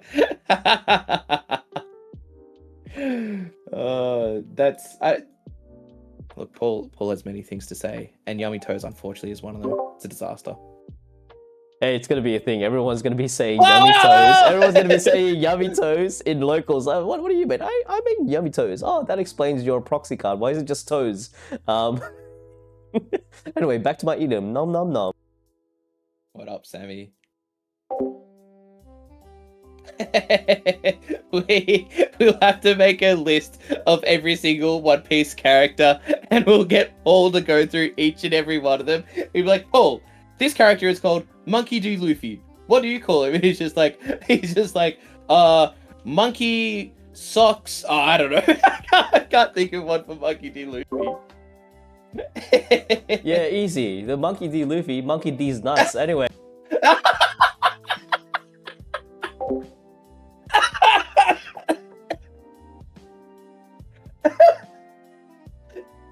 Oh, sorry. I think me and Paul are very silly tonight. Oh, basic. It's not the accent. We could say Yamato. Yamato. Crikey, is that a Yamato? No, not Monkey D toes, guys. We're not putting toes into every single. What, like Nico Toes? If they only have one name, it's like one name's just Toes. Paul better be eating his honey chicken, bro, because I swear to God, I can't deal with like Trafalgar D Toes. It just gets worse. The Always Toes instead of the Always Sunny. You guys, I know you guys have better ones than me, like Big Toes instead of Big Mom. Oh, stupid ass, man. Goldie Toes! That's good. We'll get a video with Paul saying yummy toes. Oh, disaster. But the issue is it just should be yummy toes. It's not like Yamato's got multiple of them. There's only one. I mean, unless they pull like a manga spoiler where it's like, oh, there's actually 10 Yamatos. That was only one on one. It's like the Vegapugs, how they're all cloned. That'd be crazy. White toe, oh, bro. Instead of white beard or toe beard, toe beard's a lot better. Come on, we can do. Oh, Eustace D. Oh, is Kid a D? No, he's not. Gum Gum Toes. That's good. We're on here. We're cooking. We're cooking. Eustace D Toes. Oh no! Crazy. That's I don't see, bro. Oh, disaster. I won't say that on stream. That's how we get demonetized quick. I mean, not that we're making money on this, but like... Bro, you guys, sorry. Had a long day. And just going... Yo, we can't talk about that. Sad to see, use this tote kid. There you go, Sammy, you're on here. Oh, man. I mean, it's... Yo, we're back, guys. We're back. Oh, Jesus Christ. Hey, yo. All right, so now it is the top 4 that they're presenting. Paul, how many pieces of chicken did you have? I haven't. I just scoffed at that real quickly. Oh, here we have Good it. effort. We have 2 top yellow 4. Betties, or yellow Betties, red yellow Betties. We have 1 green yellow Law, and then 1 Luffy. Wow, so all the green purple Luffy's out. Yeah, no Yellow Betty. There's no Zuros. There's no Zuros, unfortunately. Well, Zuru was gone last in the top 8 as well. Didn't even make it, unfortunately. But it seems like the fact that, well, you know what? It would be very pleasant to see Law actually make it into the finals. I love seeing underrepresented decks. I want to see the market being manipulated and being hyped up. I want to see everyone being manipulated. Guys, what is going? Like, what did I start here? It's all like toes and feet now, man. Tony Tony Chopper. Tony. I was when you were going, Paul. It was just all we put toes in any name from the One Piece universe That and is see what's the best. wild. Oh, I think Tony Chopper wins everything. Tony. That's the best. You know what, JR Vault, if I could give you a hug right now, that is you have my respect, sir. Or sir or ma'am, I don't know, it doesn't matter. You have my respect. Now we have here Bello Betty. Hello Betty.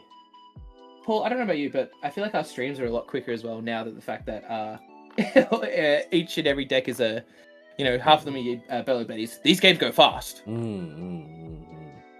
They do. The fact that one Bello Betty is just gonna be. Now we are gonna be hoping. And praying that one of our players brick, because last time we saw this. Oh. Oh, dude, I remember that. God, that was funny. Oh my gosh. But yes. Pause. The Bello on Bello. That means we are either going to see a green, yellow Law versus Bello Betty in the finals, or a blue, purple Luffy versus Bello Betty in the finals. The fact that the two Bello Betties are going to be matched up, this is by far going to be the quickest game that we're going to actually see. What do the Bello Betties want to see? They want to see their Karasus. They want to see their triggers out alive. Yeah, they want to see their triggers. They want to see, like, what else do they want to see? They don't want to see any. Ooh, what is that? Is he playing the stage card? Stage card is indeed a very is common now, Paul. That is every Bello Betty plays 3 of. Bell Toes Betty. Oh my gosh, what have I? Oh my gosh, you know what's better than one stage? 2 stages. That's fine. If you think about it, it's just a card to trash, or it's a card to trash to stage, and stage is cycling one the entire time you play stage, and it just helps you find those cards that you want to be looking for, much like the Ivankov, much like the Karasu. Yeah. I think maybe the stage was a bit slept on in regards to Bello Betty build earlier, but now it's everywhere, and it seems like the right call. Oh my gosh, BioList, we have Dimitri, one of the top players here in Victoria. This is Dave Paul from judging to stream. I was playing and I'm ready to go to bed. Thanks for judging and expert fast deck checks from Dimitri. Thanks, Dimitri. Thank you for representing new Victorian players, especially. And Dimitri's from the west side as well, so represent. Really appreciate you joining in the stream, and I do hope that you have a wonderful and long rest in preparation for Monday. Oh my gosh, tomorrow's Monday. It's a work day. Tomorrow's Monday, Paul. No rest for the wicked, mate. No, mate. How else are we going to afford these cards? We got to work, ladies and gents. We have to work. That's true. Yeah. That's true. All right. OP11 released next week. We're excited. No, we are. We have a. Oh, have you noticed? I did. Are you talking about the gold leader pool? Yes, is that what we know? Yeah. That's what I'm talking about. Look, one's fancy, but the other one's just fancier. Like it's fancier. Alternate leader Bello Betty. That's the poor man's Betty. That's a poor man's Betty. You don't need that. That's the Bulbasaur Betty if I've ever seen. Yeah. I'm gonna punch you when I see you. Hey man, I'm just. Oh my gosh. Nothing but love. Ooh, Lindbergh is by far one of the most, like, there's 2 cards that I know in Bello Betty decks that are quite menacing. Lindbergh and Karasu. Very scary. Very scary. I think Lindbergh. Oh no, Lindbergh's still good in this matchup. It just gets rid of cards, and that's the big. They want cards to stay, and how do cards stay? Well, by staying on the board. Karasu, Lindbergh KOs them. You just want to be swinging as much as possible. This is going to be a race to the bottom. Now, so correct me if I'm wrong, but the stage card, that basically is a searcher, is that correct? But you have to trash a card? Correct. Trash card, and I believe it's your top 3 that you can find a Rev Army. And most of the cards that Bello Betty players play, they usually do just play, all, if not all. Yeah, all Rev Army. I would be surprised if there isn't a single Rev Army in there. Bello Betty, man, I can't believe it's actually made a comeback from OP5. A lot of people were hyping and gassing on about it, but it wasn't getting traction. It wasn't, I don't know, like with the current meta, it's like it's just so weird seeing it. It's like a blast from the past. Like I mean, Bella Betty's always been like that aggro deck that everyone's like a little bit scared of that you can lose to. But now we're seeing Bella Betty show results. Like, it's popping up and winning games. It's doing stuff. Like, it's scary. The Bartholomew Kuma KOs the Searcher, which is a great move due to the fact that even if you do trash one Revo army or trigger from your hand, it does get buffed up to plus 3000. So I think the aim for this game, especially in the mirror, is removing as many bodies as you can from your opponent's side of the field. Sure, while establishing your own and then hoping for triggers as well. Blitzziel says in chat, some people run Zeus. Yeah, everyone's running Zeus now. Oh, that's true. Yeah. Sorry, apologies. Zeus is one of the non-Revo cards, but yeah. Zeus is just that flexibility pool. KO something, get through something. 2k counter, awesome. I'll take that. Zeus is one of those cards that you want. It's the flexibility on that card is amazing. You're playing a yellow deck, you want a Zeus. Get your playsets, people. Get a playset of Zeus. If you find an alt art, get some alt arts as well. Yeah, and if you do get alternate arts, sell them to me cheap. All right, love you. Okay, so that's cool. Right. And then use code Bulbasaur and TCG player. I want to get affiliated with TCG player. yeah, let's do it. Okay, now, that for Kosivankov, correct me if I'm wrong, but that is the active main, is that correct? So if you have, if this card is 7,000 power or more, or if you have another card that's 7,000 power or more, you get to put a 5,000 power revolutionary army onto the field for free. For free, yeah. And that's one of those cards you want to see multiple. You get the cards out, you get them for free, cheat them out, and then you start whacking. Speaking of whacking, that 3-cost Inazuma is probably one of the MVP of a bet. I think that card is severely underrated. Just allows you, it's a 3-cost for 4k. If there is another 7,000 power, or this card is 7,000 power, it gains. And speaking of alt-art Zeus's, there it is.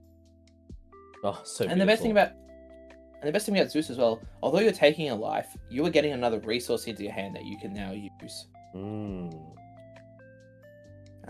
then, as you can see, we're going to probably see a trash here, and we're going to a 5 at a 6, and all that sort of stuff. Just start swinging.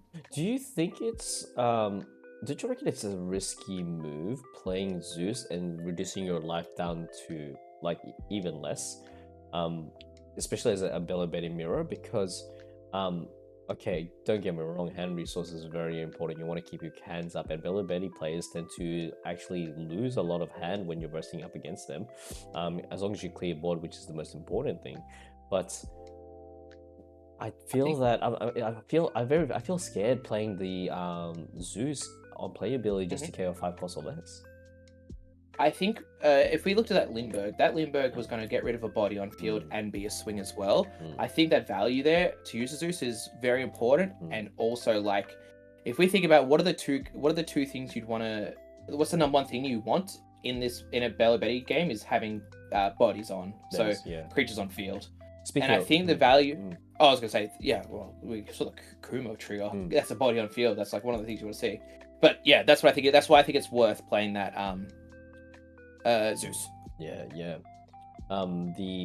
That's what when I'm versing Bella Betty mains, it scares me because cool, I'm chipping at their life, but the triggers, the possible triggers that can come out of that life just to have an extra body in the field, it's so scary. Lindbergh is the last card that I want to see. What other triggers is there? They have the Bartholomew Kuma with the 2 costs. They got themselves the Karasu blocker. What else do they have? The yellow cost, the yellow Kuma card as well. I think that's about it. That's all the triggers that they run, right? Cool. Yeah, that sounds about right. Yeah. Awfully quiet there. He's probably sipping his Nesquik. Get out of it. I don't have Nesquik in this household. I'm Milo household. Milo household. I was just thinking as well. Yeah, I just think it's yeah, there's a few, but it's not like a lot, but enough to where a card will absolutely do something. It's interesting that the Karasu hasn't despite them being in hand, they haven't made any appearance on the field. Because with Belly Betty, you want to be as cost efficient as possible. You want to get those cheap 2 costs or even 3 costs on the field, because you technically just discard 1 card and buffs it for plus 3,000, which is insane. I feel like it's so strong, but yes, you do have to trash a card. You are limiting the amount of hand resources. So at this point, both Belly Betties are playing the. It feels like it's a Doffy mirror, because you want to be aiming at the bodies. You have to let the bodies hit the floor. Like, oh, that's a good reference there, Paul. I don't disagree with that. But apart from the Dofi mirror, though, it's oh my god, the double koala into the Kuba to then KO. That's a clean clear, though. That's and again, you think about these 3K cards like these that are on the field. You buff them up by 3. That's a 6K swing, and that's a 2K or more. That's like the sort of stuff you want to be seeing in. I mean, that's why there's still value, and they get rid of cards as well. The tick. That's a win all round. Hey, question for the guys that are watching right now. Did you just hear me chew just then? I'm just eating my dinner as we commentate. I was trying to eat it as softly as I can. Hopefully you don't hear the crunches. But I heard the bowl, and that's about it. Paul. Did you? Oh, okay, cool. Old Man Logan, Mr. Wolverine says, what set are the Dons from the player on the left side? The ones with the supernova. So I believe they were a jump, shonen jump. Also, sorry, they were shonen jump, but then they were presented in the double pack. I'm pretty sure. Double pack for English, which was the OP05 double pack. I think it was one of the. I think it was either this one or the. Was it a Luffy? Was the other one? Was it the one with Was it Luffy? It was the one with Luffy and Garp one, or Luffy with the knife. It wasn't Luffy and Garp. It wasn't. Maybe it was Luffy and the knife. Yeah, the one who was like trying to cut himself, trying to prove that he's tough to Shanks. I'm pretty sure. And then look at the classic Bella Betty play, counting how many cards. I have 4 cards in hand. No, actually, I have 5. The thing is, Bella Betty can't go for game at this point because he only does have 1 body on the field unless he has himself a rush. Inazuma, but he doesn't. He doesn't. And well, Paul, even if he had 2 cards, that's like he's got 2 life. The other Bella Betty. I think that turn where he KO'd 3 bodies off the board, might be the play that wins our left Bella Betty the game. But it will all depend on what this Bella Betty does in their turn. If he attacks and he pulls and he attacks life and there's a trigger, that is going to be bad news for our other Bella Betty player. We can see that the optimal move that Joe, his name is Joe. Okay, that's a very native Japanese name. Joe can play the koala if he wants to. So play koala. I think koala has to be the play. You get a blocker on field, you get another body on field, and kind of hope you don't die, which is scary, but I think it's something you have to do. Apologies if you can hear my son. He just woke up from a nap, but we're trying to put him back to sleep. Good afternoon, Rocks. Hope you're well, buddy. Hope you've got telling more porky pies to Paul. Now, with 2 cards in hand, there isn't much the belly. Oh, you know what? Sorry, I gotta pause my commentary. Go and take it away. I gotta check up on my son. Has woken up and he started seeing the new spoilers that are coming out. So what Paul actually means by check up on his son, he goes, "Good morning, Rocks. Hope you're well. Please tell me what are the new spoiler cards that we're seeing for OP12." In saying that though, we might be seeing PRB before we see OP12 in terms of spoilers, but we'll have to see. Last week we didn't see anything new. We just saw the starter decks. So will there be OP12 or PRB spoilers? Unsure. We hope so. We always hope so because it's dopamine hit and that little thought of being like, oh, what can I do with this new card? But yeah. So it looks like this Bello plays Koala and then plays a Karasu, so another as well, just to get some bodies on field, and then he uses his stage, probably looking for 2Ks just to try and stay alive, because it looks like this will be the final 2 to 3 turns of Yeah, Joe, which is we've got Tojo or Joe Mama, as we all know. Yeah, that's very good. Oh, rattled. I need Paul to bring me back to the point where I can talk about this game, but now I can think about is Tojo. Man. So, feature stage to stage, draws 3. Maybe if he finds another Inazuma in there, let's see what he can. Because what he could do is, if he's found like an Inazuma, get that extra rush out. 7/7. 2 blocks with, I think it's only 4 cards in hand. It's a lot of value out. But again, we also have to think about the crackback. The crackback is probably the scariest part, especially on these low life totals, these low hands. I could be wrong, but reading this field versus what Joe has, it kind of feels like a Bello Betty old type player has to go for the game. Non-Joe, as known commonly. It kind of feels like he has to go for game because I think this crackback's going to be too big. Paul, yes. Any new spoilers from Roxas while you were out? No, he just says, Uncle Gorm, you're talking way too loud. You need to lower your volume. I'm trying to sleep here because he's got work tomorrow at Bantai. Sorry, Rox. Sorry, mate. Oh my gosh. But back into the game. Look, with the 4 bodies on the field that are Bella Better on the left player has, it's not looking well for Joe to the point that it might be Jover for Joe. It's, oh no, Roxas is awake. I'll be right back. Oh, okay. He was not awake beforehand. Paul was indeed just getting spoilers.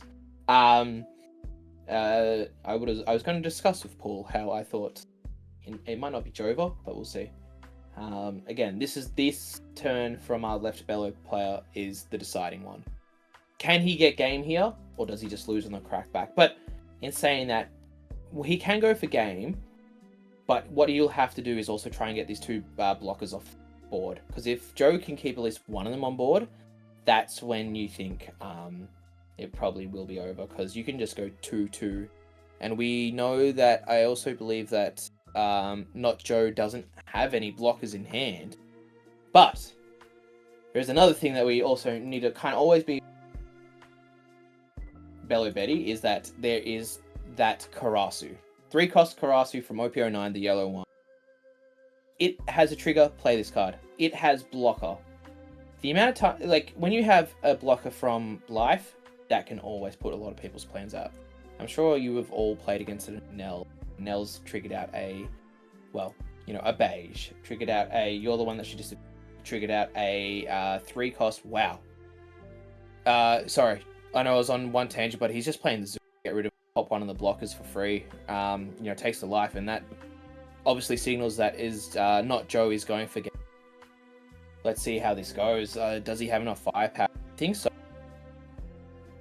He just drops 7. 7's the number. Always is. Always will be. 7 always is 2 cards out of hand. That is the way. When you're playing against a 5k leader, 7 is your greatest number. Because that gets you the lowest amount of Don requirement. That gets you the most cards out of hand. So bang, 7 again. Which we know he has counter for, so a 2 and a 1. Zeus and Karasu would be my guess. But he takes that one because he's looking for cards. No trigger. No counter as well. Rush in Azuma. Not got to be what he's looking for. That will be another 7. So 2 and a 1. 8 blocks.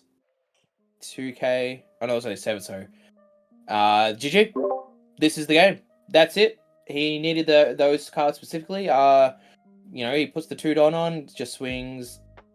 Well, Koala's at 6, so just swings, put them all on Koala. Well, look at that. It seems it wasn't Joe for Joe. See how much faith you have. Like, you have to have more faith than him. You know that. Well, you have to have more faith. I never doubted. I reckon it wasn't Joe. You literally coined the term Joe. No one can. No, you don't have any proof, guys. You can't clip it. Not gonna happen. All right. But GG's, Joe is our winner. Look, Bello Betty is all about going fast and swinging fast, hard and fast, and getting rid of cards on the board. And it looks like, that Zeus play was literally looking for Not Joe going for game, but alas, it just, he had the counter in hand. Do you think Do you think that Bella Betty can take it? Can take the overall tournament? Especially up against the thing. So against blue purple Luffy, easy. But Betty's easy. Yeah, easy is the right way to say it. And then we have what else do we have? There's always a chance of green yellow law, which I that'd be something I'd be interested in. I'm not very. I'm not getting any notifications from Discord. Why'd you be getting notifications from Discord? Mr. Wolverine's asking. Side note, guys, I think the Discord notification sounds are coming through into the stream. Maybe look into the Discord settings to mute them. I haven't been getting any. Oh, 200. Oh man, Logan. Maybe. Oh man, Logan's very popular. Yeah. Look. What are they revealing now? Are they going to be revealing new Don? These are all the Don that we as English oh, that's the Luffy. That's the other gear for. You know how we're thinking about where does was the other one? That fifth one. That sixth one. That was the other 05 one, wasn't it? Yeah, that is the other 05 one, but it didn't come side by side with the Supernovas with both Kid and thing. Scorn says, I do love the commentary during the panel part because it's like really bad lip reading. And you know what? When they come back up, I'm going to do a bit of lip reading for you guys. It's like, what is it? What's that show called? Not MasterChef. The Asian version of MasterChef. Oh, Iron Chef? Iron Chef, yes. Dude, I love Iron Chef. Iron Chef Challenger. Never mind, I was going to say. What was the guy's name? That was the camera guy's name. Not the camera guy, the commentator that's always on the field. Lee-san! Go! I believe he's using the green yellow law. Oh, very interesting. Thank you. Do you remember My Chonny back in the day? Oh yes, My Chonny. He's now your Chonny. My Chonny? Yeah, My Chonny, the Asian guy, the Vietnamese guy. Yeah. No, Unforgiven. They're not PRBO2 Dons. They're. I don't know how Japan's getting them, but this is Japan getting the Dons that we this is our one exclusive we had over Japan is that we had these Dons, but we had these were the double paku Dons, or in English the double pack Dons. They were these were the double pack Dons that we got. It was okay. It wasn't like. What's wrong, Roxas? You don't like the Dons, huh? You don't like the Dons? Loves the Dons. Yeah. Would you like some honey chicken? No? Oh, yes, please. Okay. Sorry, you went after me? What am I supposed that's it. I have to take a photo of me feeding you honey chicken next time I see you. And then we're posting it up on Twitter. Say less. The Gorman Paul stream where it's just to feed each other. Oh, okay. No, we're doing. Are we doing Challenger? Hiroyuki Sky is using steamed broccoli. A baby eating honey Very chicken. Cool. Oh man. Look, it seems that Roxas was wrong with the leaks. We're not going to get any card reveals or any set reveals. What are we even here for, Paul? I'm not even here for the gameplay. I'm here for you. I'm here for our viewers. I'm here for all you guys. I'm here for Mr. Wolverine. I'm here for Angie. I'm here for Sammy, Papa J. Basic Nerf. You gotta have a bit more confidence in yourself. You're not basic Nerf. You're like top tier. Yeah, you're top tier Nerf. That's right. Unforgiven. More like you are forgiven. We forgive people here. No, I was actually calling out the name is Unforgiven. Like the guy's name on chat is Unforgiven. I know. I'm very aware. It should be forgiven. Forgiven. Because we love all the people. Oh, here we go. He's got some. Seems like we're gonna go through some reveals right now. I'm doing some bad lip reading. Oh, thank you very much. We're gonna go for a break, I think, or I think that's it. I don't know. Yes. I can't read. I can't lip read Japanese. Oh, no, I like the umami flavor. It's just gonna go for a quick break, guys. We're not going anywhere. Bella Mirror was fun to record. Did you record it? Oh no, that means they could clip me saying it's Jover, but that never happened. Look, guys, we'll be back in 5 minutes. I just need to look after my son Roro. Sam. Gorm, are you gonna stay here with our, I'm gonna drink water and then I'll come back and talk to the peeps. Yeah, I need to top up my mug. This program and this stream is sponsored to you by Nesquik. No! Yes. Why? What do you mean, man? Nesquik. Have you tasted Nesquik? Yeah, that's fine. I don't want it. No. What was the other one? There was a more degenerate, not a poorer version of Nesquik. There was Milo, Nesquik, and there was Ovaltine. Ovaltine. Ovaltine. I knew exactly where you were going. Ovaltine. Ovaltine was great, bro. I don't want to hear about it. Wait, is Ovaltine an American thing or is it a Australian thing? Ovaltine, I think, is Australian. Let me look at it. Ovaltine. Guys in America, do you know that? Oh, it's from Switzerland. It's from Switzerland. Yeah, that's my first fun fact for you tonight, Paul. Oh, I did not know that. But apparently in America, you know what they don't sell there in America? Well, it was banned. It was banned in Canada. What? Ovaltine? Yeah. No, why? It had illegal additives in the product. What? This is That's wild. I mean, sorry. To be fair, I'm getting my source from Quora. Just like. Oh. Wait. Oh, never mind. I absolutely got. It's not banned at all. It's not banned at all. Okay, go. And that's why we check our sources. We don't want to lose sponsors like that. Okay. You know what? I'm gonna make a quick poll. Blitz. Leave for 10 minutes. Still Nesquik. Everyone's just gonna quick. Your go-to cocoa. Alright, Paul, I'm back. I'm just gonna grab water, sir. Yeah, sure thing. I'll be back, homies.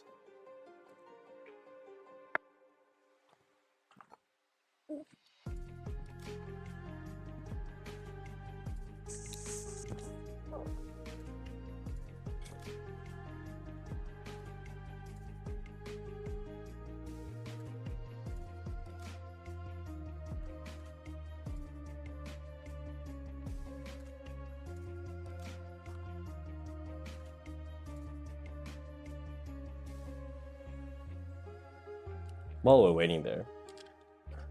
Wait, what is this? Basic Nerf says select a move. What the hell is that? What is select a move? I've never heard of. Wait, select a move? That must be one of those illegal. Hold on, let me Google this. You're yanking my chain. Select a move. Is that a thing? Wait. Select a move. Oh, it is. Wait. Selectamu is like the Asian version of like Big M. Did do they still call it Big M? You know, like, God, what have I come back to? Bro, some guys saying Selectamu is a thing. What's Selectamu? Exactly. I've never heard of that. People drank, it seems like Milo's winning, Nesquik. So we have what's your go-to cocoa when you put milk and sugar on there? Oh, well, a lot of people can't afford, you know, what you call it, powdered chocolate. So sometimes they have to drink milk and sugar. Oh, okay. So sorry. I didn't realize that's rude. See, if anyone can afford Milo when they were younger, that means you were rich and you were well off.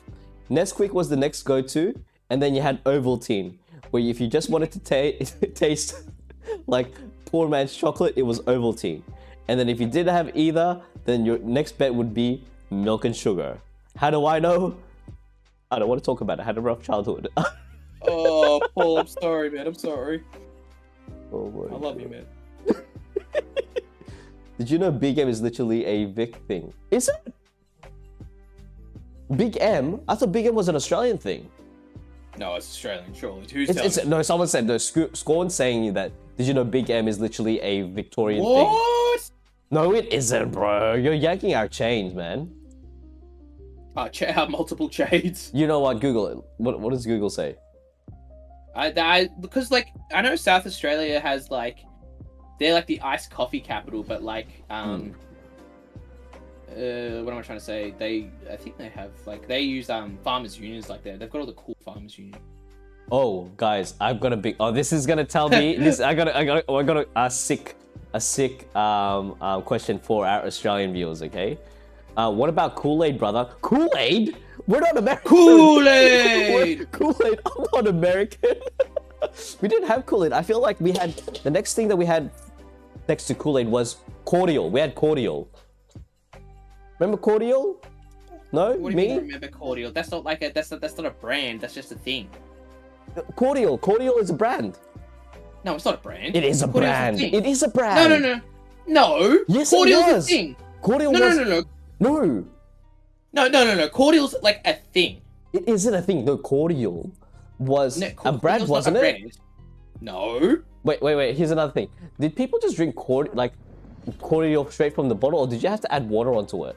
You gotta add water to it. What are you doing? You like drinking syrup, man. I didn't know. Babe, I win! Right. I didn't know Yeah, that. I didn't know, because I drank cordial once and I'm like, yeah, this is disgusting. It's way too sweet. I didn't know you had to actually had.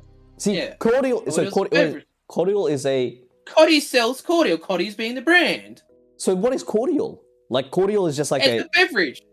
It's like a drink. It's like, hey, do you want a cordial? Yeah, bro, I'll have a cordial. Thanks, man. Like a Coke. Thanks. Yeah. No, Coke's a brand. Like a soft drink. Like, it'd be like, soft drink equals cordial. And I'll have a Coke, I'll have a Coddy's cordial. What do you know about city water? The first thing, like, hey, apparently, did you know this? In America, you're not supposed to be drinking water from the tap. Depends where you're from, I think. Yeah, it actually depends. Like, I remember when I was in, this is how I know I was a very privileged, Australian. I went back to the I went back to the Philippines for a vacation, and I was like, in Australia we can just open up the tap and then drink from the tap. Yeah, I went to the Philippines. That wasn't the case. It was at 3 a.m. in the morning. I remember I was like 11 years old. I was like, crap, there's no water. So I went downstairs, turned on the tap, drank the water, and then went back to sleep. For the next 5 days, I had it was like water poisoning or something like that. It was like food poisoning. Poisoning. It was like I was sick, like vomiting and just under the weather. My mum goes, what did you eat? It's like, oh, I drank water from the tap. And it's like, no, you shouldn't be drinking from the tap. It's like, that's like the water there is like absolutely putrid. And I'm like, oh, that explains a lot. That's how privileged I am. That's how privileged. See, in Australia we have it good. Oh, we have it good. Yeah. Also, I do love basically like Paul's son trying to sleep during this conversation. It's just. Sorry, Roxas. I know you want to go back to sleep, but we're talking about cordial and Nesquik. And Nesquik. Oh, we've got a question in the chat from Hyper TCG. We can talk about One Piece, I guess. What do we think about the new yellow P10 green yellow? Would that be the SR? Is that? Assume so, right, Paul? Wait, do you think of the new yellow kid? Oh, yellow kid. We have a specific person here in the chat that actually knows a lot about Yellow Kid, to the point that he made a video and he wanted to get Hody Jones banned. What? Hang on, Paul. I don't know. How did Nesquik win the Cocoa poll? We had 27. How did Nesquik? See, I told you, Nesquik is an actual it's not as sweet as Milo. Wait. Okay, this is gonna be a stupid question. My brother and we had this argument before with our mates back in. Yeah, I have a brother. Oh, cool. Yeah. With Milo, do you just add Milo into with milk? Yeah. Now, do you add sugar on it? No. Okay, cool. Then that's how. Okay, never mind. That explains a lot then. Because I used to add sugar into Milo, and then you could. Yeah. That'd be extreme. It wouldn't be extremely sweet. We'll do it next time we're at Pokebox. I will have Milo's at Pokebox. Alright, fine. Yeah, Jesse, get some Milo at Pokebox, please. That will count as our free drink. Oh my gosh. Oh yeah, my other question was Milo this. First and milk, 100%. I could tell how old people. If you're Australian, I could tell how old you are by the answer that you provide with this question. In chat, if you are in Australia right now, the question is, when you woke up at 7:30 a.m. before you go to school, and you went to channel 10, was it Toasted TV or was it Cheese TV? Cheese TV, baby! It was Cheese TV, right? Okay, if you say Toasted TV, that means you're too young. You're young. You're a young bloke. We were there. We lived the days where it was like Toasted Cheese TV, and then it transitioned to Toasted TV. And then you went to ABC3 when you came back from school, and that was lit. Yeah, that was lit. Yeah. And then you go back to 6. Back to. Oh. Wait, Pacing Nerfs have a Pokebox. That could be partner store, basically. Oh. Are they in Cali? Yeah, they are. I think they're in Cali. Oh, Basic Nerf. Wow, dude, all the way from US. Hey, brother. We're basically cousins. So we have, yes, Pokébox has 2 stores, one in the US and one in Australia. And they only have 1 store in the US, so that's most likely it. If it has a mural of a Gear 5 Luffy and with a bunch of other comic panels, then that is most likely that's the cousin store. Because here in Victoria, Pokébox, we have a One Piece mural as well. So yeah, that's pretty cool. We had a local artist do that. He's alright. Yeah, he's alright. He's pretty right. He's alright. Yeah. Okay, that's crazy. That's like small world stuff like that with Basie. That's really cool. Dude, man, nice, like far out. It feels like a long lost adopted, like, you know, son. You just coming back and like, oh hey dad, you came back from the milk. Boy. Whoa, what? Oh. Oh. Whoa. Wait, how long is this break, man? It seems like it's quite a bit. Guys, make sure you hydrate, yeah? Drink some water. Far out. Drink some water. While I was going to get some water, I also got a dog as well. Just hang on me. Life is good. Life is good. Now, OP11, thank goodness, is coming. It's already out, but the thing is, OP12 is going to be coming out in the next 2 months. It gives us some financial breathing space. Bloody hell, man. Are you getting a case of that, by the way? Locked in for like 6 boxes. I'm not as excited for OP12 as I was 11, but I still think it's a great set. Like, I think 11 was just more exciting because Kobe, Blue Purple Luffy, stuff I'm really excited for, and then, you know, I'm not too excited for the new leaders. Not that they're not good. It's just a personal thing. Did anyone else in chat manage to get like a case? There's a lot of different the pull rates are really weird. Oh my gosh, Milo and Nesquik both tie right now. Bring back Milo. Thank you, everyone. I appreciate that. Mr. Wolverine, we are playing. Well, I'm playing Blue, Yellow, and Army. I'm working with the Wano package, or maybe the Supernova package. So we'll see how we go there. What about you, Gorm? Definitely on the Blue Purple train for the moment, and then I think I might switch to Black Purple as well. Black Purple, yes, the hand destruction deck. No hand destruction there, Paul. No. Because if don't forget, we get the new star decks, and we also get the 4 Emperor anniversary set thing, which I'm very excited for. Oh yes, the very interested to see that. Ooh, Super Pants. Got a case from Top Deck. Shout out to Top Deck Games. They're located in Braybrook, here in the West Side. Please go visit that store. Did you get lucky with your case pulls, by the way, Super Pants? Super Pants more like super pulls, like, because this guy got, like, you know, he's gonna be like a something. And also we can see basically, yes, the exact same Pokeball. So yeah, say hello, tell them that you talk to us. I don't know if they wouldn't know us, but it'd be cool. Andy is currently in Australia right now, so I'm not sure if he's gone back to America. No, saw Andy today. Yep. And I think Flower is running the store there at the moment. Holding it down. We've heard good stuff about the America store. Maybe we should take on America, Paul. We could do the commentating gig around America. Yeah, like, well, or hear me out. If we work our asses off, we can actually do the English commentary for the Japan stream when the nationals come. I guess we're going. Gorm and Paul going to Japan. We'll go to Japan. We'll go to America. We'll do the stream everywhere. Yamago and Pudding and Roby. Oh, Yamago. Oh, yeah, Yummy Toes. Okay. Yeah, what Yamago? What's Yamago? Yamato, that's a typo. Oh, never mind. Okay, yeah, Yummy Toes, Pudding, and Robbie. Kobe. Excuse me? Hang on. Super Pet says that he's 2 SPs and 2 manga rares. That better not be. No, manga res. No, the manga res, the events. Yes. The events. Okay. Yeah, the events. The manga events. They were talking about the actual mangas. Yeah. Top 4 was just shown. Finals. Finals. Yeah, we're going into finals, aren't you? So we'll just kick it back, relaxing. If they ever decide to come back. So here's a tip for everyone that's wanting to buy a case. If you pull the secret alternate arts, so there's 2 in a case. If you see both of them, or see a treasure rare, your case is dead because the No. Yeah, bro, it is. No. You can pull a treasure rare for manga. You can pull, yeah, but as long as if you see 2 alternate arts of the secret rare, it's dead.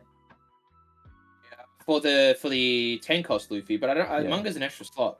Is it an extra slot? Okay, yeah. Well, Yeah, for the pretty 10 sure. drop Luffy, yeah. So if it's only for the 10 drop Luffy, yeah. Yeah, it's not never dead, but yeah. Peanut butter Luffy, would that be purple red? Is that what Logan's talking about? Wolverine, Mr. Wolverine. I think peanut butter Luffy doesn't get much from that starter deck, unfortunately, because they specifically, and it was very smart on their behalf, they made sure that the new purple Luffy puts your leader to 7 rather than giving it plus 2,000. Yeah. Oh, boys and girls, it seems that the stream is dead. Stream's not still alive. We're No, I'm kidding. We are gonna be waiting for a bit. I think they're waiting for a game to connect from the other side because we did just witness 2 Bella Betty, a Bella Betty mirror. So I'm assuming that the other game is taking quite a fair bit of time. Hold on. Ooh, okay, you want some honey chicken here? Yeah. Yes, please, Paul. Oh, purple, black, peanut butter. I see. Everyone. Everyone. I was thinking the colors because peanut butter makes purple. I mean, why would peanut butter be purple? Basic nerf. Why does Australia get the new starter decks? Why or when? Because if you're asking when, why do we get it? Why do we get it? It's because we play One Piece down here. Crikey. We also we're getting them next week as well. So it's gonna be Friday. Yeah, jam packed unless I get them earlier. But we'll see how we go. Oh no. Okay, Roxas is hungry. Here. Oh, no, sorry. I'll feed you. I'll be right back. I'm just gonna feed my son. Give me a second. The son needs to be fed. Okay, PB, purple, black, that makes sense. I was just thinking of the colors. I don't know why I assumed purple was peanut butter, though. I don't think look at peanut butter and be like, oh, it's a purple. Yeah, we get it same time as you, Basic. So on this Friday coming up. Which, yeah, it'll be interesting to see, for sure. I think Yamato's going to be scary. It's going to be seeing, like, do we see these dominated decks? We're talking about purple, blue. Talking about Bella Betty nowadays is like dominated. Do these starter decks, mix it up a little bit? Like, we saw Blackbeard got support, but did they get enough? That's the question. That's the question.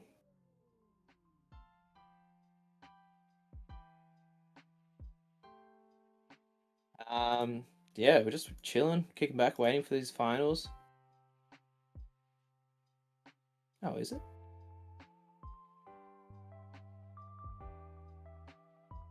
Let me go search in Logan. I had my stream muted because I don't want to hear myself. Oh, yeah. Okay. Logan, yeah. We gaslit you, Logan. Sorry, brother. You're so correct. I will let Paul know. At least we know when Paul's muted. We can hear it, but it's so fair. Sorry, brother. But yeah. So yeah, purple black will be a lot better. I think that 6-cost Luffy should be like one of those cards that don't make it broken, but it'll be very helpful. And the Robin as well. We all know it's a good card. Yeah, correct. Paul's muted his mic, so I will let him know. But seems weird how he's doing. But we don't want to be gaslighting you guys, thinking that I'm muted. It's like a sound effect. Yeah. Paul and I both opened a case of OP11 each. I don't think we got anything to really write home about. One of our viewers in the chat actually pulled a 10-cost gold Luffy. We were stoked for Papa James, we call him. He pulled it, and the whole store. And I think that's one of the most fun things about pre-release, just opening with the homies. You get to see just everyone's reaction to like people pulling the nuts. It's just good vibes all around. But we'll see how everything goes with how OP11 turns out. I'd be really interested to see how the pricing goes, see what are the hits and so on and so forth. But yeah, man, there's just what a set. I wish that more of these leaders were meta. Bay really be meta. I'd really love to see. What else would I like to see meta? I'd like to see Kobe be meta. Like those are unfortunately just weren't that good. But yeah, wow. Looks like I'm just looking at TCG player pricings right now. Looks like a secret rare of the Luffy SP. Is this the gold or the silver? Looks like the silver has been sold for 1,500 US, so that's our first comp on that. But obviously, we don't use. Well, it's US, but we have to use TCG to play because we don't have a thing.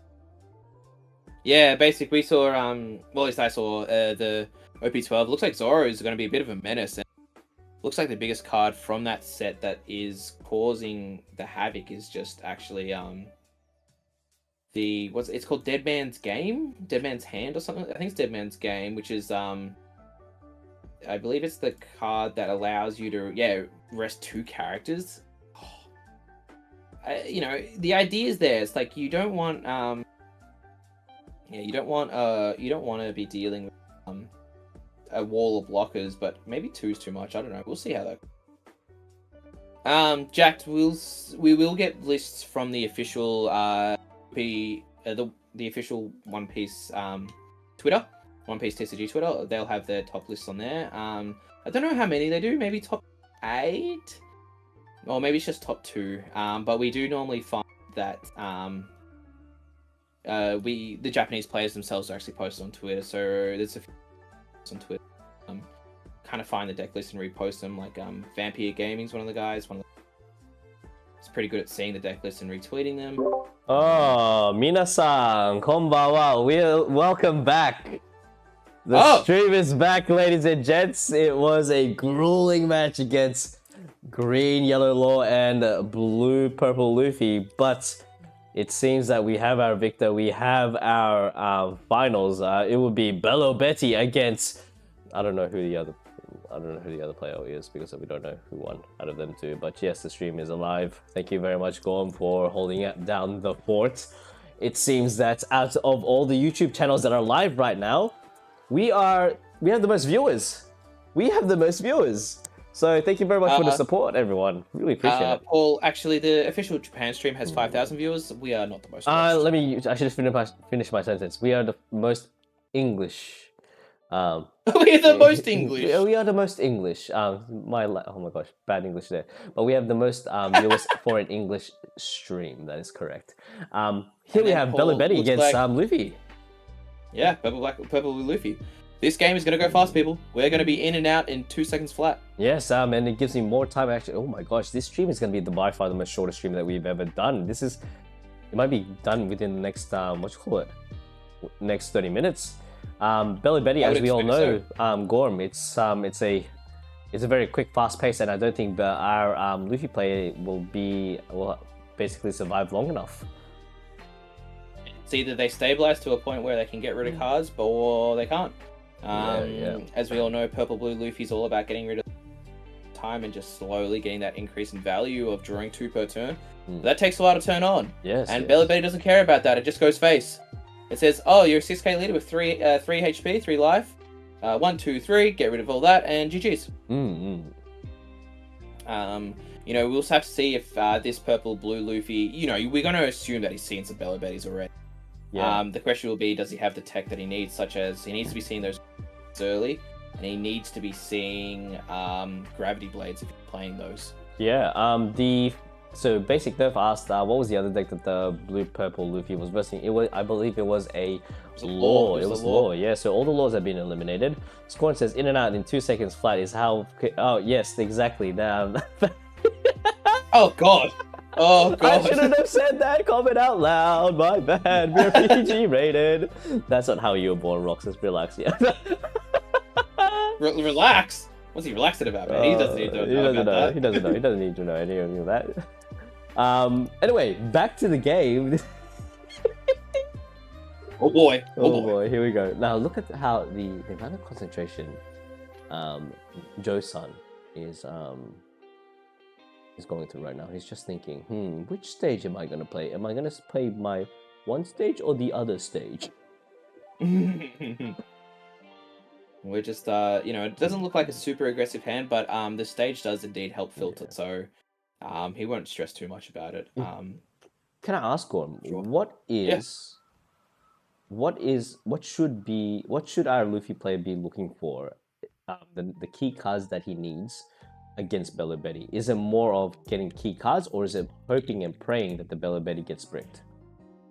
It's no, you're not really going to be going for towards the Betty. It's more you want to see those cards, like I said before, like a God Thread, a Gravity Blade. Get those cards. You want to keep the bodies to a minimum and build up your wall. So stuff as like the 8 cost category is a really good value because that KO a card and then block a card on the next turn.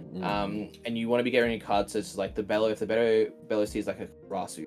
Karasu is a dangerous card. Putting your leader down to 5, although putting it to 4 is normally what it does. Putting it to 5, this for a Luffy player. But we'll have to see what this Bello does. I think with the stage, it's going to be good for them to help. This Luffy is Paul,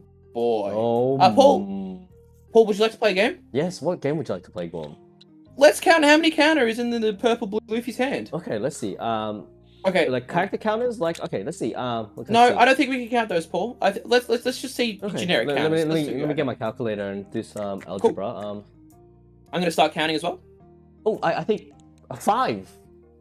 Oh, bricks. 5 cards with 5 bricks. And so let us look up how much does 5 bricks go for. What is a brick cost? Oh, you can hear it. Brick cost. Hang on. So a brick is $1.31. So this man has about $5. No, it's probably going to be about $6.60 in his hand. $6.50 in his hand. Oh my god. That is what the purple. You know what? You know what's hilarious? The last time it was a Bello Betty match against the green purple Luffy. The green purple Luffy didn't see any counters in his hand.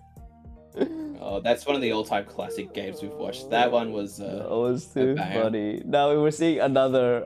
It's like deja vu, but it's with the blue purple Luffy leader. The Bello Betty is seeing all the right cards in hand. I think he just needs to bring out that Karasu, which should be right. But the fact that he has stage already set up, he's enabled himself to kind of siphon through his deck quite quicker, getting himself the necessary pieces to basically bring that 6 cost, that 6,000 power leader down to our level, down to the 5,000 power level. Yeah, and nothing like a top deck into it. It doesn't really do much. But look, at least he has the gear too to be able to ramp. He has to get to 8 Don. The quicker he gets to 8 Don, the quicker he has a chance in this game. But does he? Even next turn we might see he goes to 6. Unironically, if this Bello just plays 1 card, he might just immediately red rock that, get a body off the board, and then try and survive the next turn.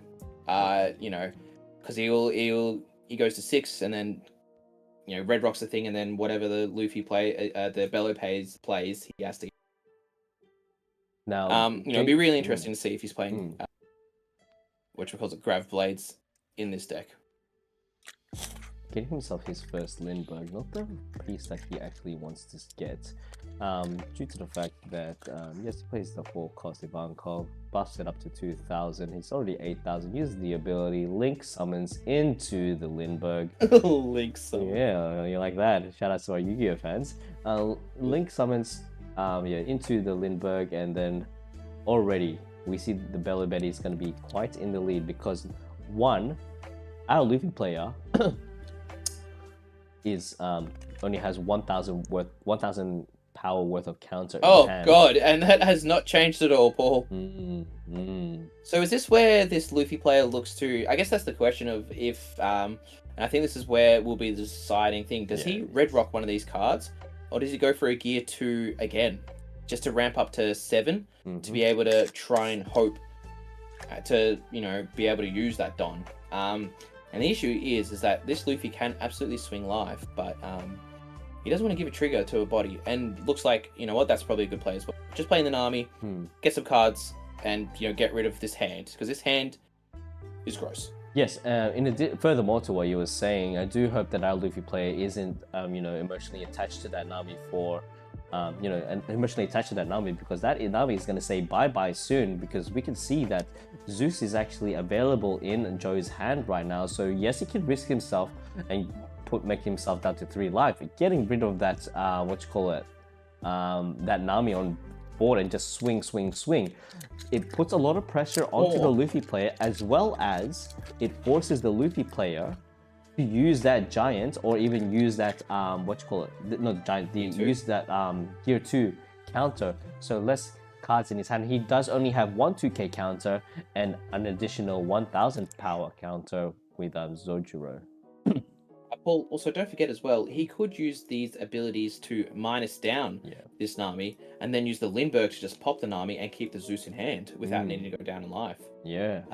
You know, he has a few options of to be able to play or what he wants to do here. I love the upcoming pressure that this Bello Betty is going to be like wailing onto this Luffy, and Luffy is not going to be doing anything.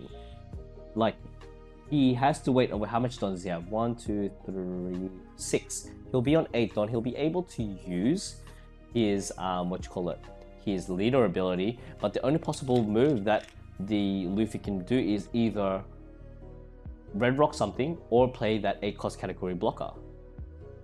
Yeah, and I think it's going to have to be the 8 cost category. I think that's more value than a Red Rock. Depending on what he draws, unless, you know, he Red Rocks to keep Don up to be able to Gum and or Gear 2. That's also a thing to think about. But yeah, and you know, you see as well this pressure on this Bello, because he had every chance to swing 6 there into Bello, but if that was a trigger, that just spells disaster. And as you said right then before, like, yeah, play the Koala, then use the Lindbergh to KO, swing into the leader for 8, takes the life. Is there any triggers? No, not here. Well, he does see the 9-drop Luffy. He can possibly combo it if he wants to, but I don't think it's going to be... Yeah, exactly. Another 8 into lead. What is he going to do? He's going to do a Gear 2 and then a Zojuro? Gear 2 would get him out, because Gear 2 puts him up to 9. That is my apologies. That is correct. I forgot that the Karasu is not currently in play, but he does take the life anyway. Wow, what a turn. Just slams out Lindbergh for free and swings 9 with leader as well. This, oh no, and do you see that? 2 life, both bricks. Not the things you want to be seeing in this matchup. Big Mom is a good card. It's not very good if you can't play it though. Mr. Wolverine in chat says Bello Betty is already down to 2 cards in hand. I don't think that is going to matter at this point, as long as he does have 1 card to basically mill to use the Bello Betty leader. He's just going to be wailing as if it's like, you know, like, yeah. Oh man, I have no I got nothing with that. I can't finish off my sentence. But yeah, he's just going to be wailing all these hits onto Luffy. And the Luffy, the only play I see here is maybe a Red Rock into one of these cards, and then and then swing 7 and leaving a Don up as well, to be able to hope that either A, you top deck you know, top life one of the Gums or Gear 2, or B, you know, hopefully the bait works in favor. Now, as you were saying that, yeah, I think that is the correct play. He's going to swing 7 into either the Lindbergh, but I think 7 into maybe the... Lindbergh would be the top priority, because it does get rid of blockage. You alright, Roxas? Playing with a bit of cards? I think Ivankov's probably the top priority, would be my guess, because Ivankov allows you to put extra for free, which is what Luffy can't really deal with. Okay, so we have 2 extra bodies on the field. Does he have enough counter to basically get out of those? Yeah, he does. He does. 3 swings. Paul, this is... I don't love it. It's going to be an 8, a 5, and whatever behind that at a minimum.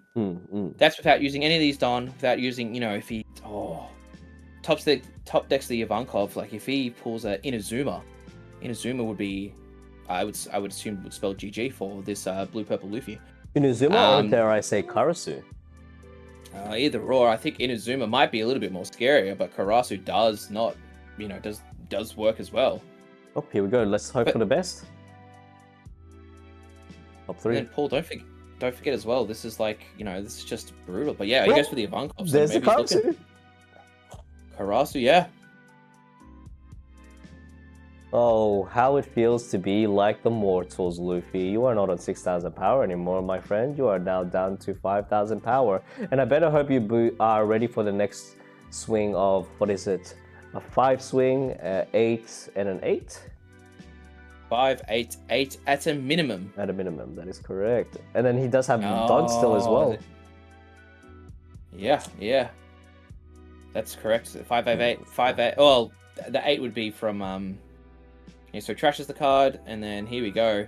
So let's go 6 into lead. No, 7. I lied. I'm a big liar. And is this where the Luffy takes it? It's my last life. Is there a here? I need something to survive. But the biggest issue is, Paul, if he gums, he can't use his leader ability next turn. That's one of the biggest things he needs to be able to stabilize, is drawing 2 cards per. Yes, that is correct. How many counters does he have? He has a Frank Nosuke and a Usohachi, and so 5k counter all up.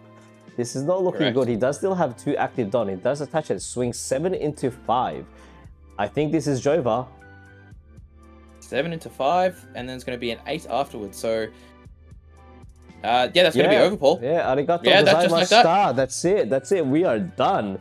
It seems like Bella Betty, the $50 deck, has come up on top, beating the $700 deck. No, Paul. Not a single alt art in there, sir. Oh no, I'm not saying about the alt art. I'm saying the Ben Beckmans, the Bon Clays. Bon Clays are like $400 for a playset. It's absolutely bonkers. So it just goes to show that it is not a pay-to-win game. It is just hit face. Get yourself if you give $450, get yourself a Bella Betty deck. I mean, beautiful deck. Like, other than that, guys, it is absolutely GG. Good to see Bella Betty actually taking it out for once, because we haven't seen Bella Betty win a regional before, I think. No, not on this stream at least. No, 100%. But we do know it has been that card. There's been that deck that people have said, how do we beat Purple Blue Luffy? Yo, check this out, Bella Betty. And yeah. While these people are, just analyzing the post-match, I just want to say, Gorm, we went from 450 subscribers, and we have now a whopping 495 subscribers. Wow. 45 new subscribers from today's stream. Wow. Holy crap. Welcome all. Mate, thank you so much, everyone. We really appreciate the amount of support and subscribers that we've just welcome to the family. Guys, please make sure you follow Gorm on Gorm TCG. So Gorm TCG on X. Please show him some love. Give him a bit of a follow as well. Thank you so much for just watching, guys. I really appreciate it. Holy crap. We have, oh my gosh, Gorm. We have 233 people watching us right now. Wow, guys, thank you so much. Thanks for, enjoying One Piece with us. There's so many homies. Oh man, that is insane. Thank you so much. And, if you're watching us and you're thinking, what am I going to do next Sunday? We're going to be here, aren't we, Paul? That is correct. We're going to be here because guess what? We are going to be witnessing what the best deck in format. Well, it's OP012. Oh, sorry. Tilting a couple of people. I forgot about that. OP012. Damn, a $50 deck, guys. Buy yourselves a $50 deck. Get it now. Get it while it's still hot. Bella Betty leaders actually doesn't even cost that much. Alternate art leader. Pretty sure it's only like $35 Australian, isn't it? What, Bella Betty? Yeah. Yeah, I built it up the other day for a mate. I gave him a little mates rate discount. $40. There you go. Full Bella Betty deck. Have fun. And for every, think about the cards that they're winning. That's $40 into $2 billion. Oh my lord. Oh my gosh. Profit. Stonks right there. Stonks right there. Jeez Louise. Bit of respect. Now, yeah, so next week, please make sure you hit that notification bell if you want to be notified whether we go live. Usually I like to post it up on my Facebook page as well as my Twitter. Also like to tag Gorm on Twitter as well. Guys, oh wait, hey mate, what's the microphone doing up there? Like, did you see it? Look. Get out of here! Get that microphone out! What's the boom guy, man? He's just sleeping, man. Yeah. What is this guy, man? Jeez Louise. And so hopefully next week, Paul, we might even see some OP. We'll probably get PRB02 spoilers before OP13. According to my son's leaks, he works as a child worker at Bandai. I'm just kidding. There will be PRB02. PRB02 reveals. We're gonna be, if I were you guys, don't take this as financial advice, but if you do have any Bon Clays, sell them while they're hot, or people that don't have Bon Clays, wait until they get cheaper, because I have a massive feeling that they're gonna be reprinted at PRB02. It's a hope. It's a hope. We hope it is, but we'll never know. If you want to rewatch the stream, it will be available as soon as possible as when we do close the stream. Mr. Gormasaur. What any final words do you have to our lovely viewers that are sitting at home drinking Nesquik? Don't drink Nesquik. Drink Milo instead. And I just can't give enough love to all the new chatters, all the old chatters, everyone that has ever been, part of this stream, part of the process. Thank you guys so much. We appreciate you.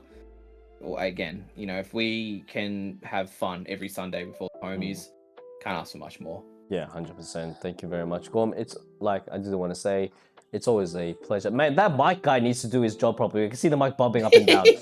But I do want to say thank you very much for just being my, just commentating with me on these events. I hopefully wish that certain people are watching the event the stream right now, and willing to give myself and Gorm a shot in commentating any future events. Cough. Especially in Sydney coming up. Would like Sydney. Yeah, people would love to see our faces, especially on the big screen. So hopefully, we'll see how we go. Other than that, do we have any major projects happening? I'm pretty sure. Oh, yes. Gorm. You promised that you will be joining us in the next recording of 4 Emperors. I will live up to that promise. Episode 3 will have little or me in there, I hope. Yes, as I'm editing episode 2 right now, it will be coming out shortly for the people that are watching at home. 4 Emperors, check out episode 1. But yeah, episode 2 will be out shortly. Guys and girls, as these people say goodbye, yeah, thank you very much for joining. Oh, you're right, Roxas? Yeah. You want some water? Yeah? Okay. My son he's feeling a bit unwell right now, so I am going to dip. I think I'll be back in the last few seconds, so Gorm, take it away. Guys, thank you again so much for being here. Much love to everyone. We'll see you next week, same time, same place, where we get to see all our homies, and we'll have some laughs, talk some One Piece, and get excited about whatever reveals there may be. Bye, everyone. Everyone, yes, sorry about that. Actually, good night. Wherever you are in the world, good morning, good evening, and good night. Stay safe. Make sure, we'll catch you guys in the next stream. Everyone. Yeah, make sure, yeah. All right, get it, yeah. All right, see ya. All right. Wait, yeah. Quick transition over there, even though the stream's still going and talking, but yeah. Good night, everyone. Yeah. We'll catch you later. Bye. Yeah. Bye, everyone. Bye.